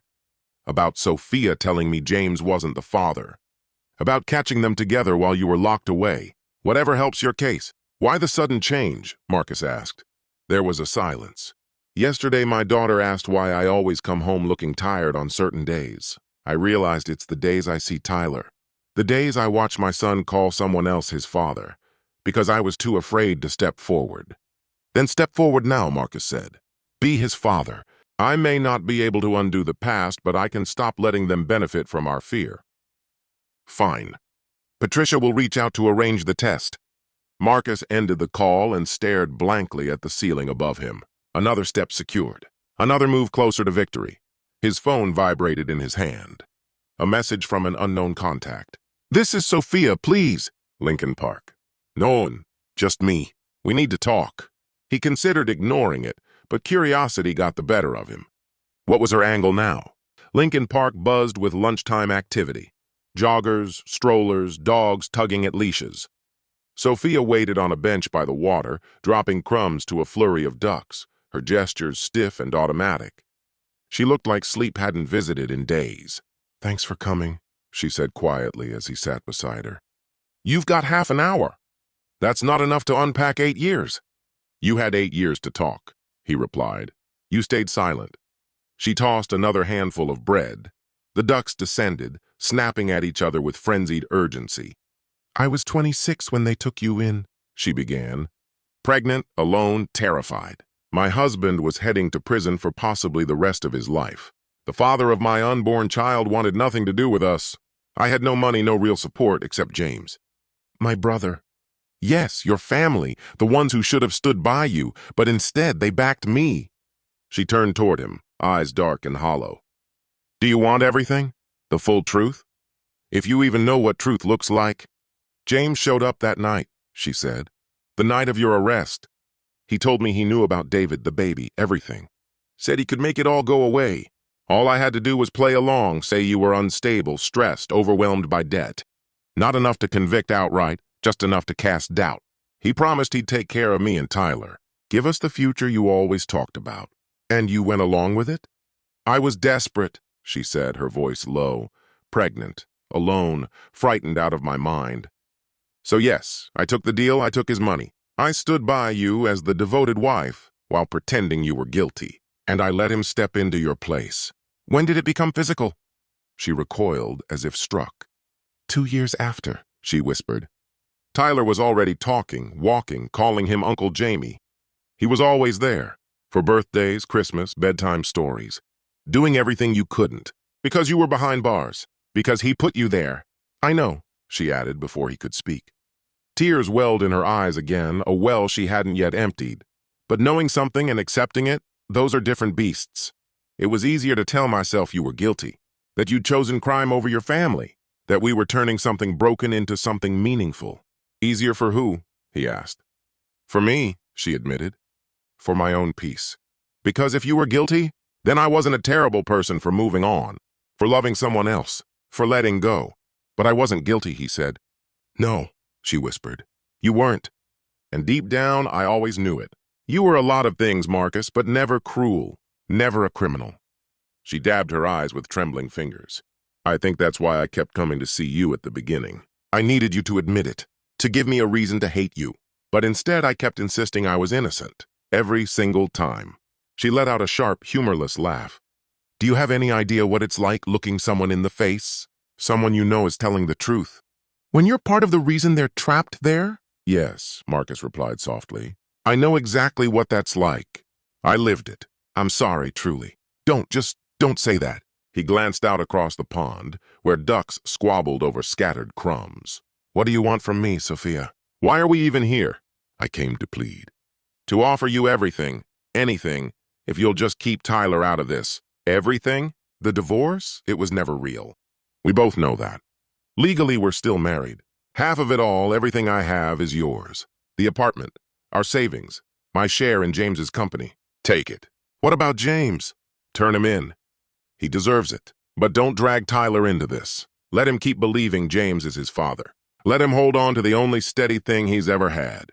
You take down James. I'll ruin myself if I have to. But Tyler, he needs at least one parent not behind bars. Marcus looked at her for a long moment. You want to know what hurts the most?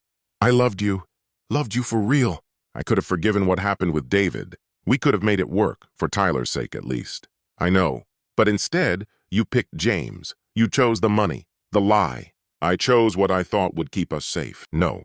Survival would have meant hardship, humility, the truth. You chose the easy road even if it crushed me in the process. Yes, she said, meeting his eyes. I did.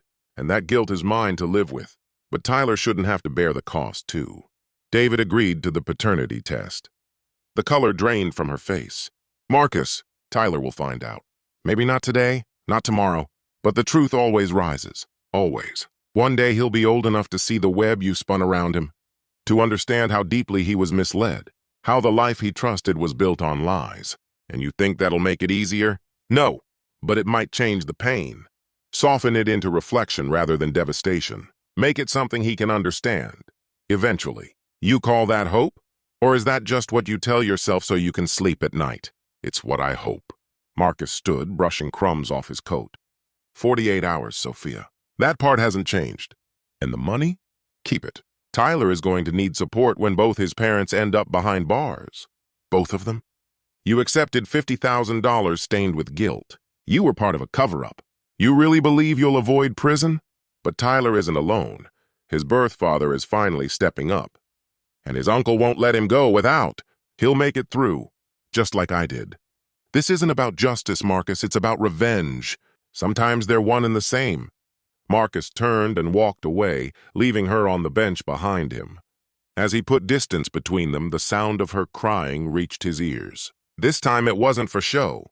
These were real tears. The sound trailed after him all the way to his car. Later that evening, Marcus found himself seated in the school auditorium. Tyler's second-grade class was performing The Three Little Pigs. Tyler had landed the role of the wolf, and he was playing it with gusto. I'll huff and I'll puff and I'll blow your house down, he shouted. The audience erupted in laughter. Marcus sat in the back, quietly observing James and Sophia sitting proudly up front, phones out, capturing every second. They looked like picture-perfect parents. In a day and a half, their carefully built lives would fall apart. After the final bow, Tyler came bounding over, full of excitement. "Uncle Marcus, did you see? I said all my lines!" "You were amazing, kiddo. Best wolf I've ever seen." "Better than in the cartoons?" "Way better." James approached them then, with Sophia lingering behind. "Thanks for coming. It really means a lot to Tyler." "I wouldn't have missed it." James lowered his voice. "Marcus, is there any way we can fix this? Work out some kind of deal? You had 8 years to come clean. 8 years to make things right." "I was afraid." "So was I. Every night, every day, terrified of inmates, terrified of guards. Terrified I'd die in there for a crime I didn't commit." "I'm sorry." "You're afraid. That's not the same as being sorry." Tyler ran back over, interrupting the tension. "Can Uncle Marcus come with us for ice cream?" James and Sophia exchanged a quick, silent glance. "Of course," Sophia said, trying to smile. "If he wants to." They ended up at Tyler's favorite ice cream spot, a cheerful place lined with bright signs and more flavors than anyone needed. Tyler ordered chocolate chip cookie dough with extra sprinkles. The adults picked at theirs, barely tasting a thing through the heavy quiet. "This is fun," Tyler said brightly. "All of us here together, like a real family." "We are a real family," Sophia replied quickly. "Yeah, but different," Tyler added. "Miguel only has a mom and a dad. I have a mom and a dad and Uncle Marcus. That's like bonus family." "That's right," Marcus said, smiling gently. "Bonus family." "Will you stay this time?" Tyler asked suddenly. "Mom said you had to leave before, but now you're back." "Are you staying?" "I'm not going anywhere, buddy. I'll always be here for you." "Promise?" "Promise." Tyler grinned and dug into his ice cream, completely content. The adults sat quietly, the silence thick with the weight of truths still to come. When it was time to leave, Tyler wrapped his arms around Marcus in the parking lot. "Love you, Uncle Marcus." "Love you too, kiddo." As the car pulled away, Marcus caught a glimpse of Tyler through the rear window, his small hand waving until they turned the corner and vanished from sight. In just a day and a half, everything that boy thought he knew would collapse. But prison had taught Marcus a hard truth. Sometimes things had to fall apart before they could be put back together the right way. Honesty could cut deep, but deception always cut deeper in the end. Justice was on its way. Finally, Chapter 6, The Reckoning. Friday morning arrived under a sky of dull gray, a steady drizzle soaking the streets. Typical symbolism, Marcus thought, stepping into Patricia's office. She was already prepared. Criminal charges, civil filings, and a full arsenal of documents capable of bringing down the fragile empire James and Sophia had crafted. "Once I submit these, there's no undoing it," Patricia warned him. "Are you ready?" "I've been ready for 8 years." "The DA will need your full account," she added. "You'll have to go through it all again. I've been going through it every single day since I got out." She gave a solemn nod. "There's something else. David Garrison came in this morning. He did the DNA test." She paused, watching his reaction. "He also signed a sworn statement about his past with Sophia." "He wants to see Tyler.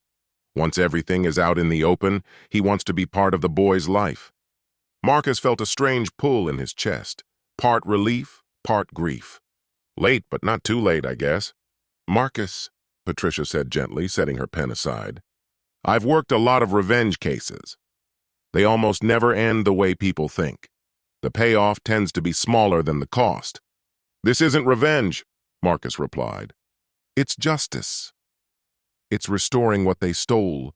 8 years of my life, gone. They built everything they have by tearing me down. That can't be for nothing." "It's not," she agreed softly. "But Tyler? He'll be okay. Kids are stronger than we think. Better he knows the truth now than stumbles on it as a teenager." Patricia stacked the paperwork into a folder. "I'll submit everything at noon. If you want to give them a heads up, you've got a few hours." "There'll be no warnings," Marcus said coldly. "They've had 8 years' worth." At exactly 10 a.m., Marcus's phone buzzed. "Tyler's school." "Mr. Chen," a calm voice said, "this is Principal Morrison. We've had a situation. Tyler's very upset and he's asking for you." "For me? Not his parents?" "He specifically asked for his Uncle Marcus. Can you come in?" When Marcus arrived, he found Tyler lying on the nurse's cot, his face blotchy and red, tears still fresh on his cheeks. "Hey, champ, what's going on?" Tyler shot up and threw himself into Marcus's arms. "The other kids were talking about their dads," he sobbed. "Miguel said his dad's a doctor. Emma said hers flies planes. I said mine sells buildings." "That's true," Marcus said gently. "Uncle James does sell buildings." "But then Emma said he wasn't really my dad," Tyler whispered, voice trembling. "Said I don't look like him. Said I must have been adopted." Marcus's chest tightened. Children could be brutally honest, even when they didn't mean to be cruel. "What did you say to her?" "I told her she was wrong. But then I started thinking about it. I don't look like him. Or like you." He paused, his voice breaking. "You both have dark hair and brown eyes like Grandma's photos. But me, I don't look like anyone."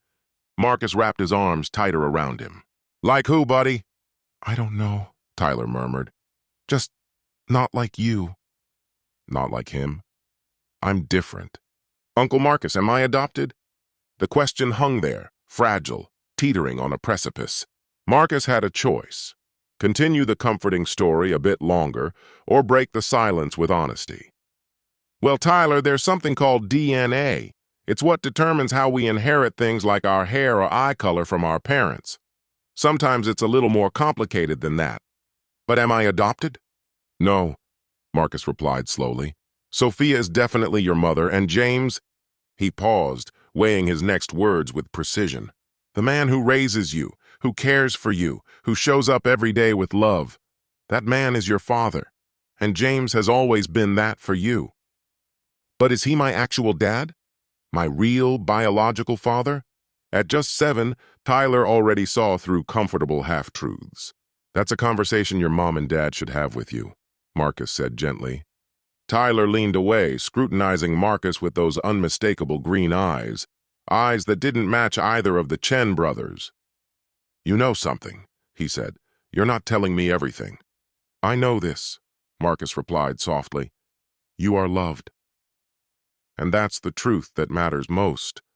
But people who love you aren't supposed to lie. Children see clearly, sometimes too clearly."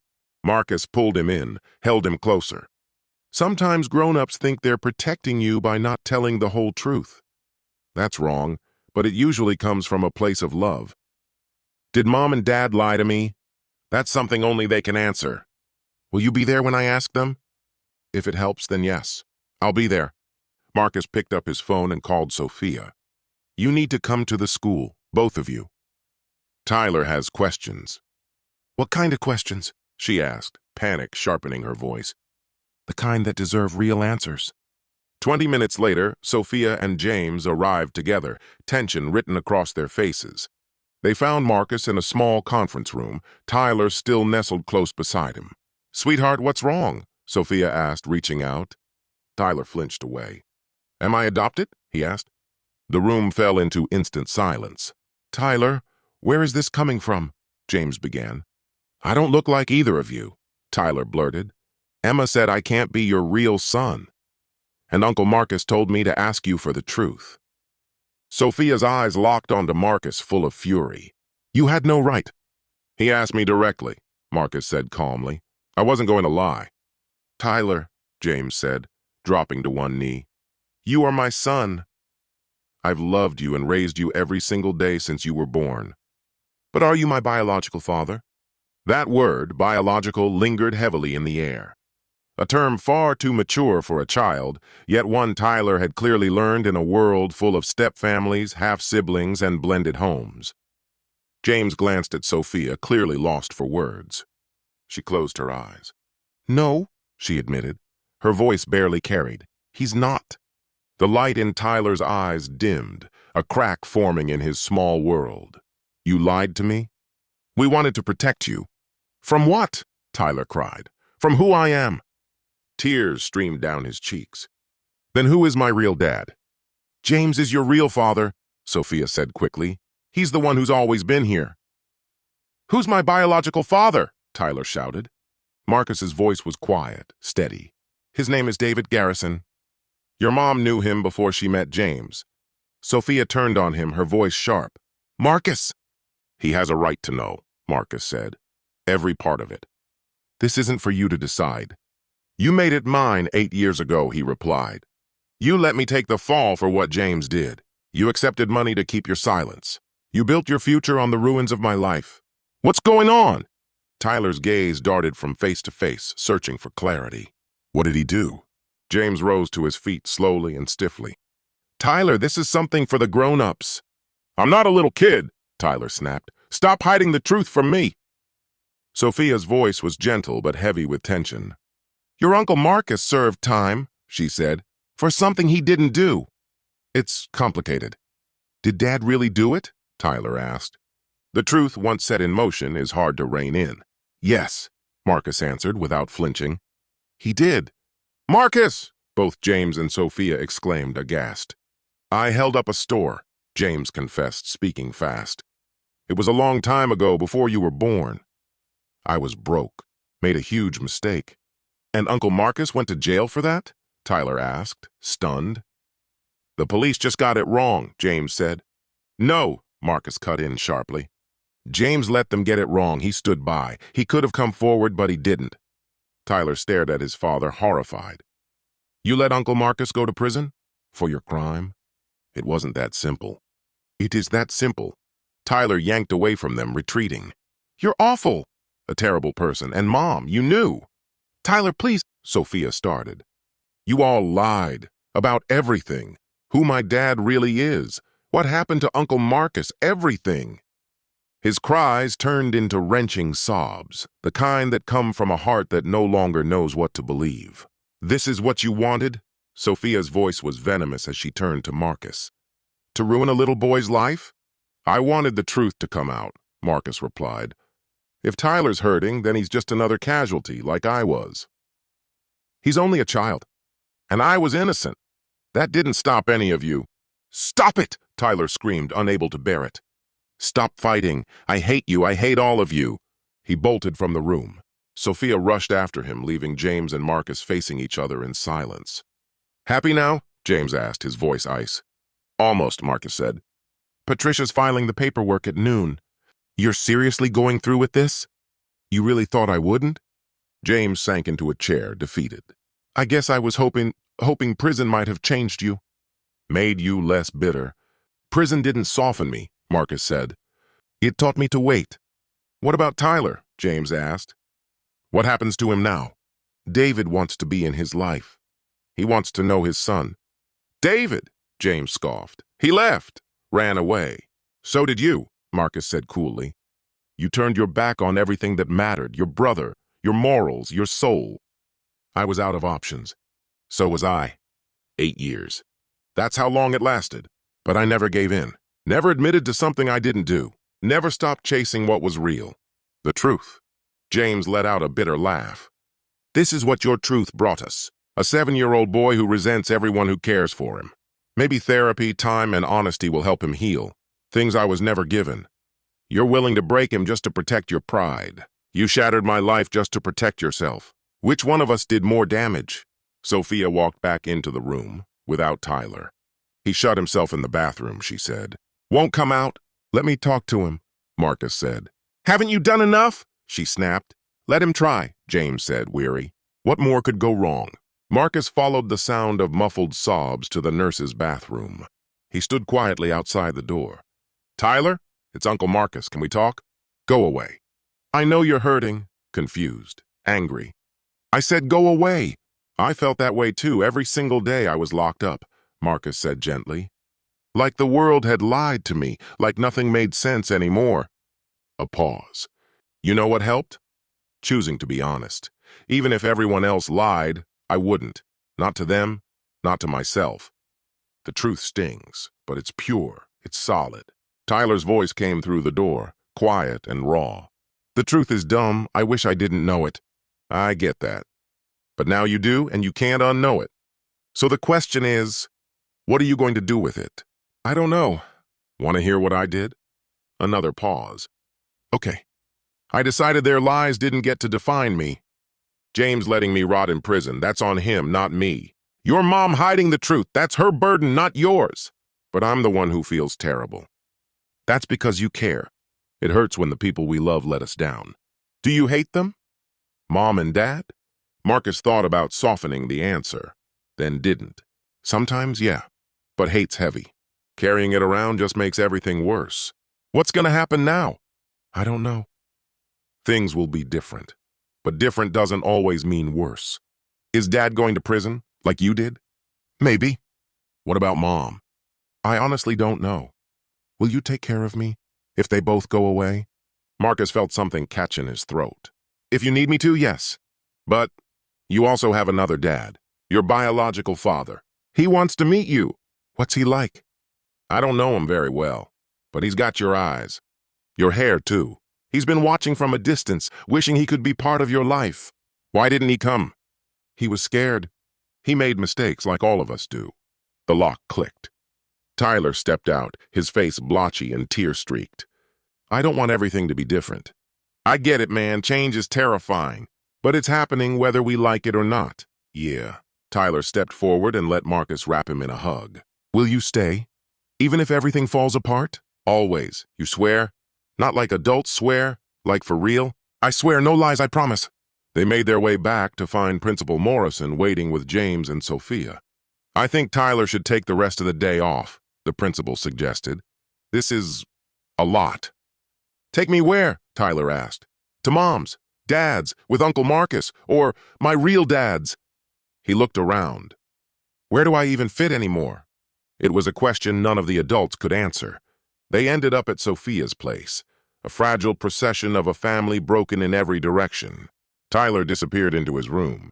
The grown-ups sat together in strained silence, each weighed down by everything that had just unraveled. The documents will be filed within the hour, Marcus said at last. After that, it's out of my control. Please, Sophia said softly. There has to be a way, for Tyler's sake. You had 8 years to find a way, Marcus replied. And you said nothing. Marcus's phone vibrated. Patricia. Marcus, she said quickly. You should know. The prosecutor's moving fast. They're planning to arrest James today. He ended the call. They're coming, he said, looking at James. Today, James's face lost all color. Today? But, Tyler, someone should tell him. He deserves to know. The truth this time. How do you explain to a kid that you're going to jail? Marcus didn't flinch. He's not your son, he said. Tell him the way I had to learn. No warning. Just pain. This is too harsh, Sophia whispered. No, Marcus said. This is justice. James slowly rose to his feet, his legs trembling beneath him. I'll talk to him. He walked down the hallway to Tyler's room. Muted voices could be heard through the closed door, Tyler's rising, panicked. Then, nothing. When James came back out, his cheeks were wet with tears. He won't even look at me. Marcus's voice was cold. Now you know, he said, how it feels to love someone and be powerless to make it right. You've made your point, James said. Have I? Marcus snapped. I had to spend 8 years watching from the sidelines while you played Dad. 8 years where I missed it all. His first words, his first steps, his first day of school. You robbed me of that. I gave him a stable home. A home built on burying me. The door intercom buzzed. 2 officers stood outside. James Chen? One of them asked. We have a warrant for your arrest. Tyler stepped into the hallway and froze at the sight. No, he shouted. You can't take him. In spite of everything, he rushed to James and threw his arms around him. I didn't mean it when I said I hated you, he sobbed. I'm sorry. Please don't go. James held him tightly, crying now too. It's all right, kiddo, he said. It's going to be okay. But I love you, Tyler whispered. I love you no matter what. James looked down at him. I love you too. Tyler's voice cracked. Is this because of what happened with Uncle Marcus? James nodded. Then, I'm sorry. Uncle Marcus, just forgive him, please. Make them stop. I can't, Tyler. Why not? Because not everything can be undone. Please. But the officers were already fastening the handcuffs around James's wrists, reciting the Miranda rights in monotone. Tyler stood frozen, watching the man he'd believed was his father being taken away. Why? He demanded, turning sharply toward Marcus. Why did you do this? Because it was the right thing to do. The right thing? Tyler's voice cracked. You ruined everything. You ruined me. I shattered the lie your life was built on. I like the lie better. Tyler turned and bolted to his room, the door slamming with a painful finality. Sophia remained where she stood, her whole world crumbling around her. This is your doing, she said, voice brittle. You wrecked a child just to satisfy your revenge. You wrecked me so you could feel whole again. We're even, Marcus replied. No, she said, we'll never be even. You had to live through 8 years of pain. Tyler now has to live with this for the rest of his life. He has the truth. That's more than I ever had. Truth? She sneered. That precious truth of yours? Was it worth it? Was it worth destroying a 7-year-old boy just to clear your conscience? Marcus glanced toward the room where muffled crying still echoed. And for the first time since walking free, a sliver of doubt pierced him. He'll understand when he's older. Will he? Sophia asked. Or will he just remember the day Uncle Marcus came and tore his family apart? I gave him the truth. You gave him trauma. And you dare to call it justice? She walked softly toward Tyler's door and knocked. Sweetheart, can I come in? Is Uncle Marcus still here? Yes. Then no. I don't want to see him. I don't want to see any of you. I want my dad back. Which dad, honey? She asked gently. The one who loved me. Even if it was all fake. The words hit Marcus like a punch to the gut. He'd been so obsessed with righting a wrong, so consumed with exposing the truth and getting his vengeance, he'd forgotten that sometimes lies offer a kind of mercy, that maybe, just maybe, a child needs comfort more than clarity. But it was too late. The truth had broken free, wildfire in motion. James was in custody. Legal motions were underway. There was no undoing it now. Marcus left the precinct, left the apartment. Tyler's sobs chased him down the corridor. On the stairwell, he passed David Garrison on his way up. I heard, David said. Sophia told me. Is it true? James was arrested? Yes. And Tyler? David asked, eyes full of conflicted emotion. He knows? About me? Yes. David's expression teetered between terror and desperate hope. How is he? Shattered. Maybe I should wait. You might want to. I've waited 7 years, David snapped. I'm done waiting. He brushed past Marcus without another word. Marcus lingered just long enough to hear David knock. Sophia's startled response. Tyler's small voice asking, Who is it? Sophia replied softly. Someone who wants to meet you. Your biological father. I don't want another dad, Tyler yelled. I want my real dad back. Marcus fled, down the steps, into the street, away from the destruction he'd set in motion. He'd gotten what he wanted. Revenge, truth, justice. So why did it feel like he'd lost everything? The phone rang at midnight. Sophia. He won't stop crying, she said without any greeting. It's been hours. He's made himself sick. Is this what you wanted? Where's David? Gone. Tyler wouldn't even look at him. 7 years away can't be fixed in a single afternoon. He'll come around. Will he? Her voice was sharp. Or will he grow up learning that fathers leave? That love comes with strings. That truth can be crueler than any lie. She paused. I hope you're proud of yourself, Marcus. 8 years of planning. And in the end, you didn't fix anything. You just broke a little boy because you couldn't bear to stay broken alone. She ended the call. Marcus lay back in his hotel bed, eyes locked on the ceiling. Back in prison, he'd fantasized about this moment. The moment justice would be done. The moment truth would win. The guilty exposed. But he'd never imagined Tyler's cries. Never pictured the wreckage of a child's world. Never considered that sometimes lies protect and truths wound. What had he done? More importantly, what could he do now? Chapter 7. Rebuilding. 3 weeks later. Marcus buried himself in gathering evidence for the prosecution. But every night, Tyler's broken sobs still haunted his dreams. Marcus hadn't laid eyes on the boy since that harrowing afternoon. Sophia had been firm. He was no longer welcome in their lives. Then Patricia phoned. Her voice was tight with news. James is facing serious time. 15, maybe 20 years. Armed robbery, fraud, conspiracy, they're sticking. Sophia had been offered a deal, probation and community service, on the condition she testifies. She'll take it? Marcus asked. For Tyler. Of course, Patricia said. She'll do anything for him. How's he holding up? There was a long pause. Tyler? Not well, skipping school, hardly eating. His therapist is worried. Can I see him? That's Sophia's decision, Patricia said carefully. But honestly, Marcus, I'm not sure that's a good idea. She didn't need to elaborate. Tyler connected him to the most traumatic moment of his life. After the call ended, Marcus sat motionless, eyes on his laptop screen. He'd been reading everything he could on childhood trauma and recovery. The consensus was clear. Kids need stability, predictability. Truth, yes, but delivered gently in a way they can digest. He hadn't done that. He'd dropped the truth like a grenade, when what Tyler had needed was slow, careful explanation over time. The phone rang again. Unknown caller ID. Mr. Chen, a voice said, this is Dr. Sarah Martinez. I'm Tyler's therapist. I think we should talk. They met the next day in her office, a welcoming room filled with soft colors and toys meant to put children at ease. She got to the point. Tyler's having a harder time than most kids would in this situation, she said.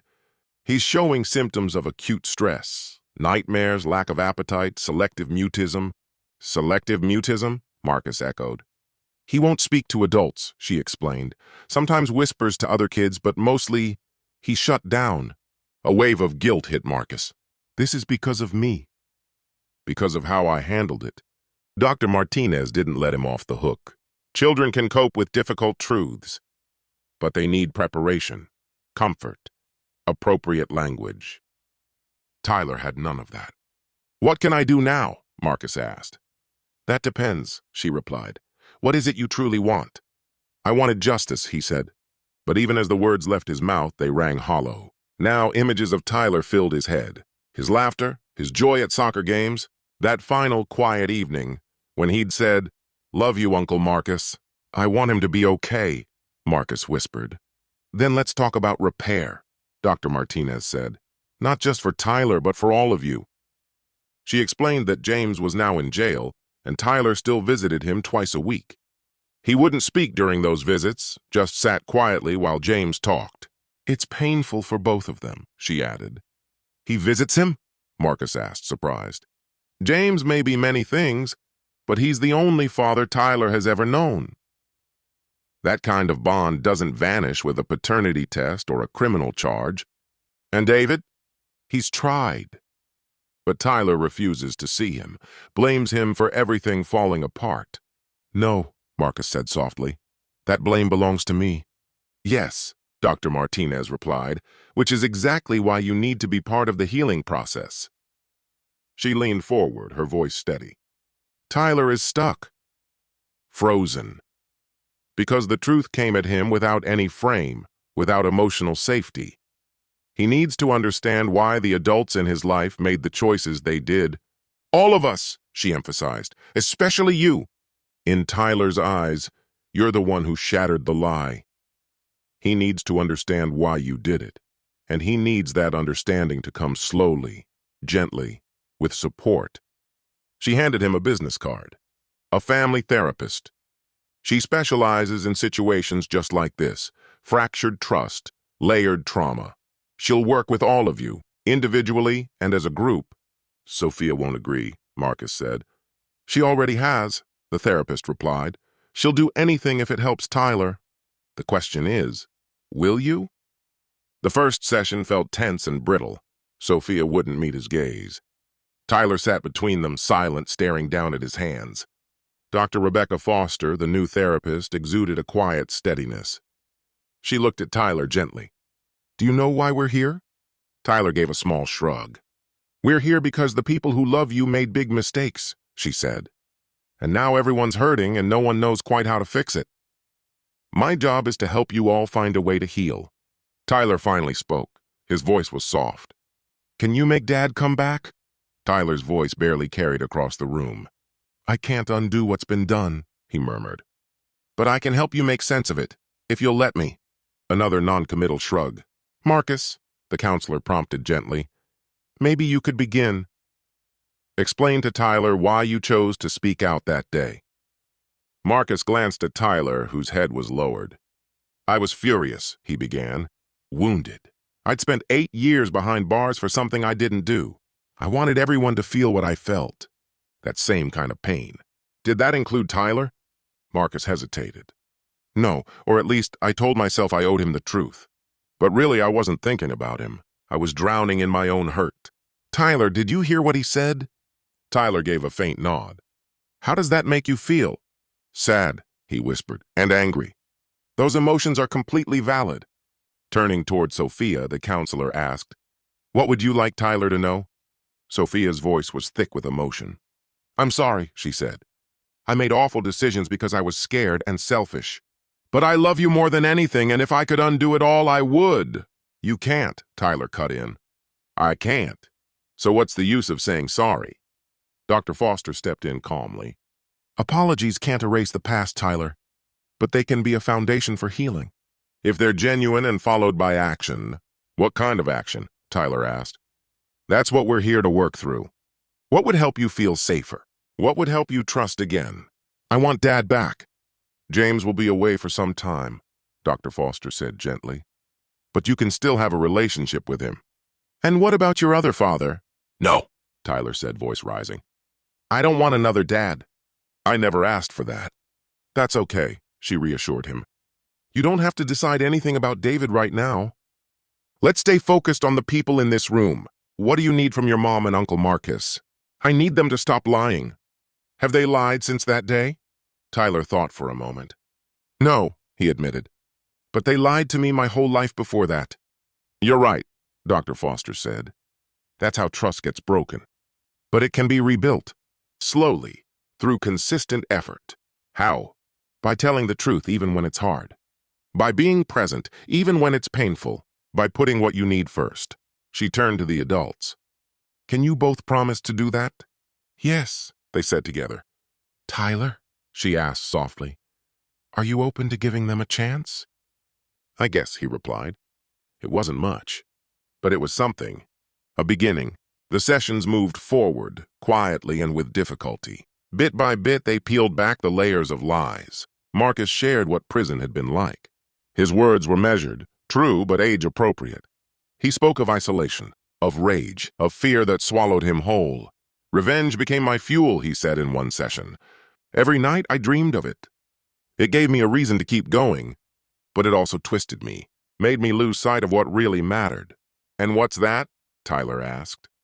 You, Marcus said. Family. Love. The things vengeance can't repair. Sophia opened up about her past with David. How terrified she'd been when she found out she was pregnant. How she clung to a desperate deal with James. I told myself I was doing it for you, she confessed. But I was really protecting me, my reputation, my comfort. So you lied? Tyler asked. Yes. That's wrong? It is. Week by week, Tyler started talking more. The silence no longer held him captive. He was still simmering, still aching, but he was starting to work through it. With Dr. Foster's help, they began the slow climb back. Step by step, she taught them how to rebuild trust. Incremental progress. Marcus started keeping small promises. Bringing a favorite snack, showing up when he said he would, and following through without fail. Sophia started revealing tiny truths. Yes, she'd eaten the last cookie. No, she didn't enjoy Tyler's favorite show. Practicing honesty in measured doses. Trust returns in drops, Dr. Foster reminded them. And it vanishes in floods. You're collecting drops again. Around 8 weeks in, Tyler finally brought up James. Why'd he do it? The robbery? Marcus and Sophia traded a knowing look. Dr. Foster had prepped them for this. He owed money to some dangerous people, Sophia explained gently. He was scared. He thought they'd hurt him. So instead he hurt Uncle Marcus? He didn't plan to, she said. He figured he could steal from the store and no one would get caught. But when Marcus got blamed, James was too afraid to speak up. That's cowardly. It is, Marcus agreed. But he was brave with me, Tyler said quietly. He taught me soccer and stuff. People aren't just one thing, Dr. Foster added. Someone can be a coward in one moment and still show courage in another. James did a terrible thing, but the love he showed you, That was real. Is that why I still love him even though he messed up? He did harmful things, Dr. Foster clarified. That's not the same as being harmful. And yes, you can still love someone who's made serious mistakes. Love doesn't just vanish. I kind of wish it did, Tyler muttered. It'd make it hurt less. The shift happened in the third month. Tyler had returned to soccer and Marcus came to a match. Sophia was there too, watching from a careful distance. When Tyler scored, his eyes scanned the sideline. Not looking for James, looking for Marcus. Afterward, he jogged over. Did you see that? I did, Marcus smiled. Nice control. Dad taught me that move. A pause.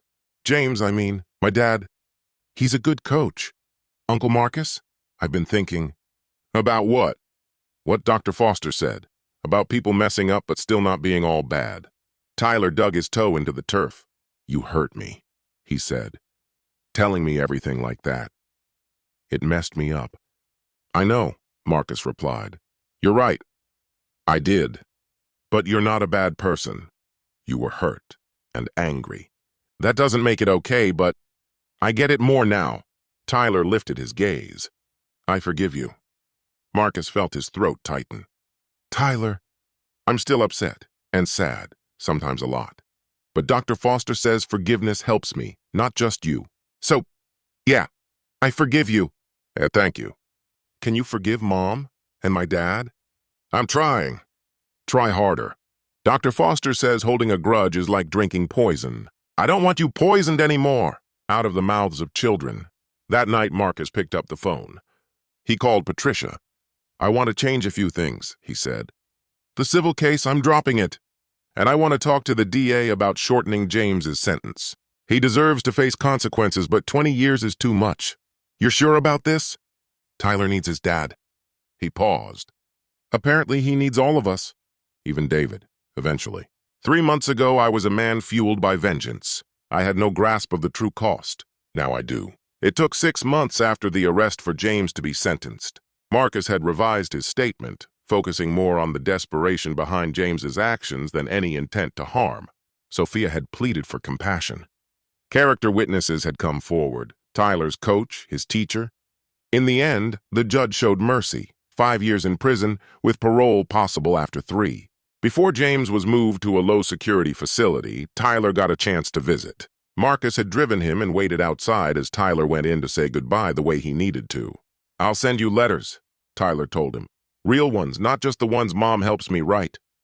I'd like that, James replied, voice thick with emotion. And when you're back, Tyler added, things will be different. Different in a good way, maybe, James said. Yeah, a good kind of different. Tyler wrapped his arms around the man who had loved him like a son, even without blood between them. I love you, James, Dad. I love you too, son. On the drive home, Tyler sat quietly. Then he spoke. Uncle Marcus? Yeah, kiddo. Thanks. For what?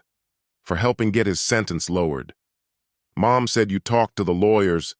He needed to face consequences, Tyler continued, but not for the rest of his life. Dr. Foster says the punishment should match what was done. 5 years feels more fair. You're getting sharp, Marcus said, smiling. I have to be, Tyler replied. My family's not simple. Later that evening, Marcus's phone rang. It was David Garrison. I heard about what you did for James. Thank you. I didn't do it for him, Marcus said. I know. Tyler's lucky to have you. There was a pause. Then David spoke again. Dr. Foster thinks Tyler might be ready to meet me. For real this time. Would you come too? He seems to feel safe around you. Marcus couldn't help but feel the irony. He'd been the one to speak hard truths, and now he was being asked to help build bridges. If Tyler wants me there, I'll be there. They planned it for a Saturday afternoon at Dr. Foster's office, a neutral space. Tyler sat between Marcus and Sophia, holding both their hands. He was tense, unsure. David was already waiting, visibly uneasy, holding a small present, a soccer ball. Hi, Tyler. I'm David, he said. I know, Tyler replied, his voice soft but steady. You're my biological dad. That's right, David said. And you're my son. Why didn't you want me? David winced. Sophia started to say something, But Dr. Foster quietly signaled her to let it play out. That's a fair question, David said. I was afraid and selfish. I had a wife, another baby on the way. I thought ignoring the truth would make it simpler. Did it? No. It made everything harder, every single day, for 7 years. Then why didn't you come back? Because James had stepped up. You were happy. And I convinced myself I'd just ruin that. You did mess it up, Tyler said, by not being there at all. Tears welled in David's eyes. You're right, he whispered. And I'm sorry. Sorry isn't enough. I know. But I'd like the chance to do better. If you'll let me. Tyler turned, looking to Marcus, then to his mother, and finally to Dr. Foster. What do you think? I think that's for you to decide, Tyler. This relationship moves at your pace, David replied. Can we go slow? I mean, really slow? As slow as you want, David said, without hesitation. Maybe we could, I don't know, kick a soccer ball around, just for a bit. I'd like that, David said. They headed out to the patch of grass behind the building. At first, the ball exchanged feet stiffly, each unsure, the rhythm uneven, but with time and motion, the stiffness faded. Tyler showed off a trick James had taught him. David responded with an old maneuver he remembered from his high school days. You're not bad, David smiled. James' dad and Uncle Marcus play with me a lot. They helped me get good. They did a great job. No one said it out loud, but it was something. Not forgiveness, at least not yet, but it was a start. A year after everything had come to light, Thanksgiving looked different. This time, Marcus was the host, inviting everyone to his newly rented apartment. He had finally left the hotel behind, secured steady employment, and started stitching his life back together. Tyler arrived with Sophia. David came too. His wife had granted her blessing after months of therapy and hearing the whole truth through the legal process. She chose to stay and support David's efforts to reconnect with Tyler. They shared turkey and laughter, traded stories like old friends. Tyler had prepared something special, a small presentation titled, What I'm Thankful For.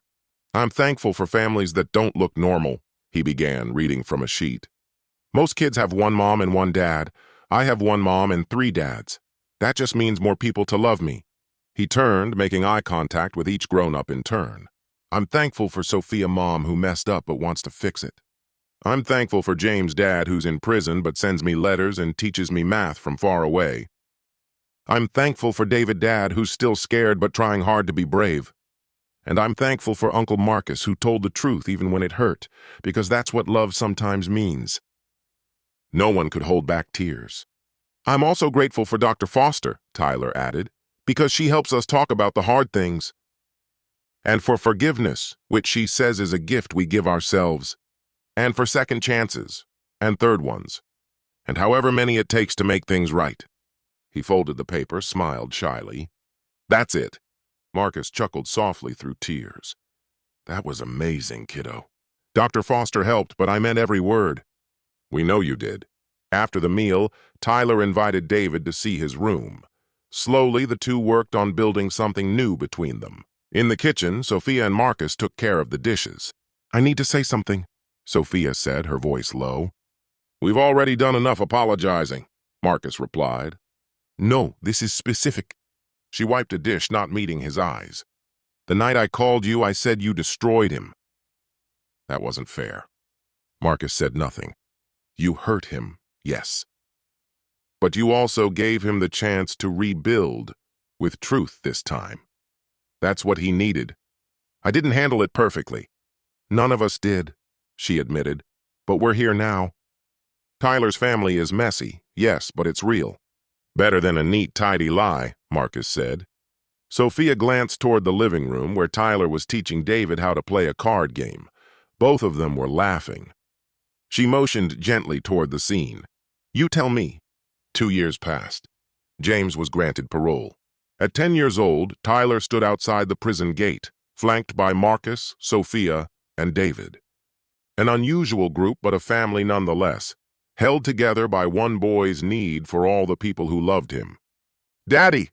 Tyler sprinted into James's arms, who lifted him high and spun him with joy. Look at you! You're huge! I play basketball now. Oh, yeah? David Dad's the coach. Uncle Marcus helps me with school stuff. Mom says I'm always busy. Sounds like you've got a solid squad.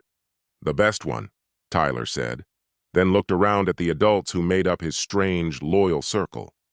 It's complicated, he added, but it works.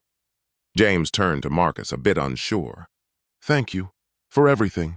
For helping with the sentence. For taking care of Tyler. Marcus offered a steady nod. We take care of each other. That's what families are for. Am I still part of this family? After everything that's happened? Why don't you ask your son?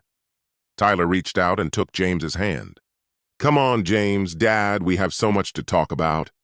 I kept all my report cards just to show you. As the group walked toward the car, this odd, wounded, yet mending family, Marcus's thoughts drifted back over the last 5 years. The burning rage that had propelled him out of prison. The hunger for retribution that had driven him relentlessly. The young boy who had shown him that truth, if stripped of empathy, could wound as deeply as any lie. He'd craved justice, and he had found it. But in the process, he had discovered something far more profound. Redemption. Not just for himself, but for all of them. Tyler sprinted ahead, then spun around with a grin. Hurry up, Uncle Marcus. We're gonna be late for my game. Right behind you, kiddo. As Marcus broke into a light jog, he felt the last remnants of his prison-fueled bitterness fall away. 8 years lost, but a future regained. It wasn't the path he had once imagined, but maybe it was the one he was always meant to walk. Tyler reached back and took his hand. Love you, Uncle Marcus. Love you too, kid, love you too. And for the first time since his arrest all those years ago, Marcus Chen felt something real and absolute. Freedom. Epilogue. 10 years later, Tyler Chen stood proudly at the podium, the valedictorian medal around his neck catching the auditorium lights. At 18, he had grown into a striking young man, David's height, James's quiet strength, Marcus's sharp intellect, and Sophia's gentle warmth. In the crowd sat the people who had raised him, not just family by name, but by choice. A scene impossible to picture a decade earlier. They say it takes a village to raise a child, Tyler began, his voice steady. In my case, it took a small, complicated city. The room chuckled, especially those who understood the layers behind his words. I'm standing here today because of parents who had the courage to face painful truths, who chose to rebuild rather than run, who offered forgiveness when bitterness would have been easier. He met each of their eyes. Marcus, now the head of a nonprofit that helped free the wrongly imprisoned. Sophia, a licensed counselor guiding families through tangled emotional landscapes. James, back in construction, changed by experience but far from defeated. David, a mentor to many, coaching not just Tyler but kids in need of a steady hand. When I was 7, my world collapsed. Everything I thought was true wasn't. But somehow from the rubble something extraordinary rose. A family not by blood alone, but by choice, by effort, by love.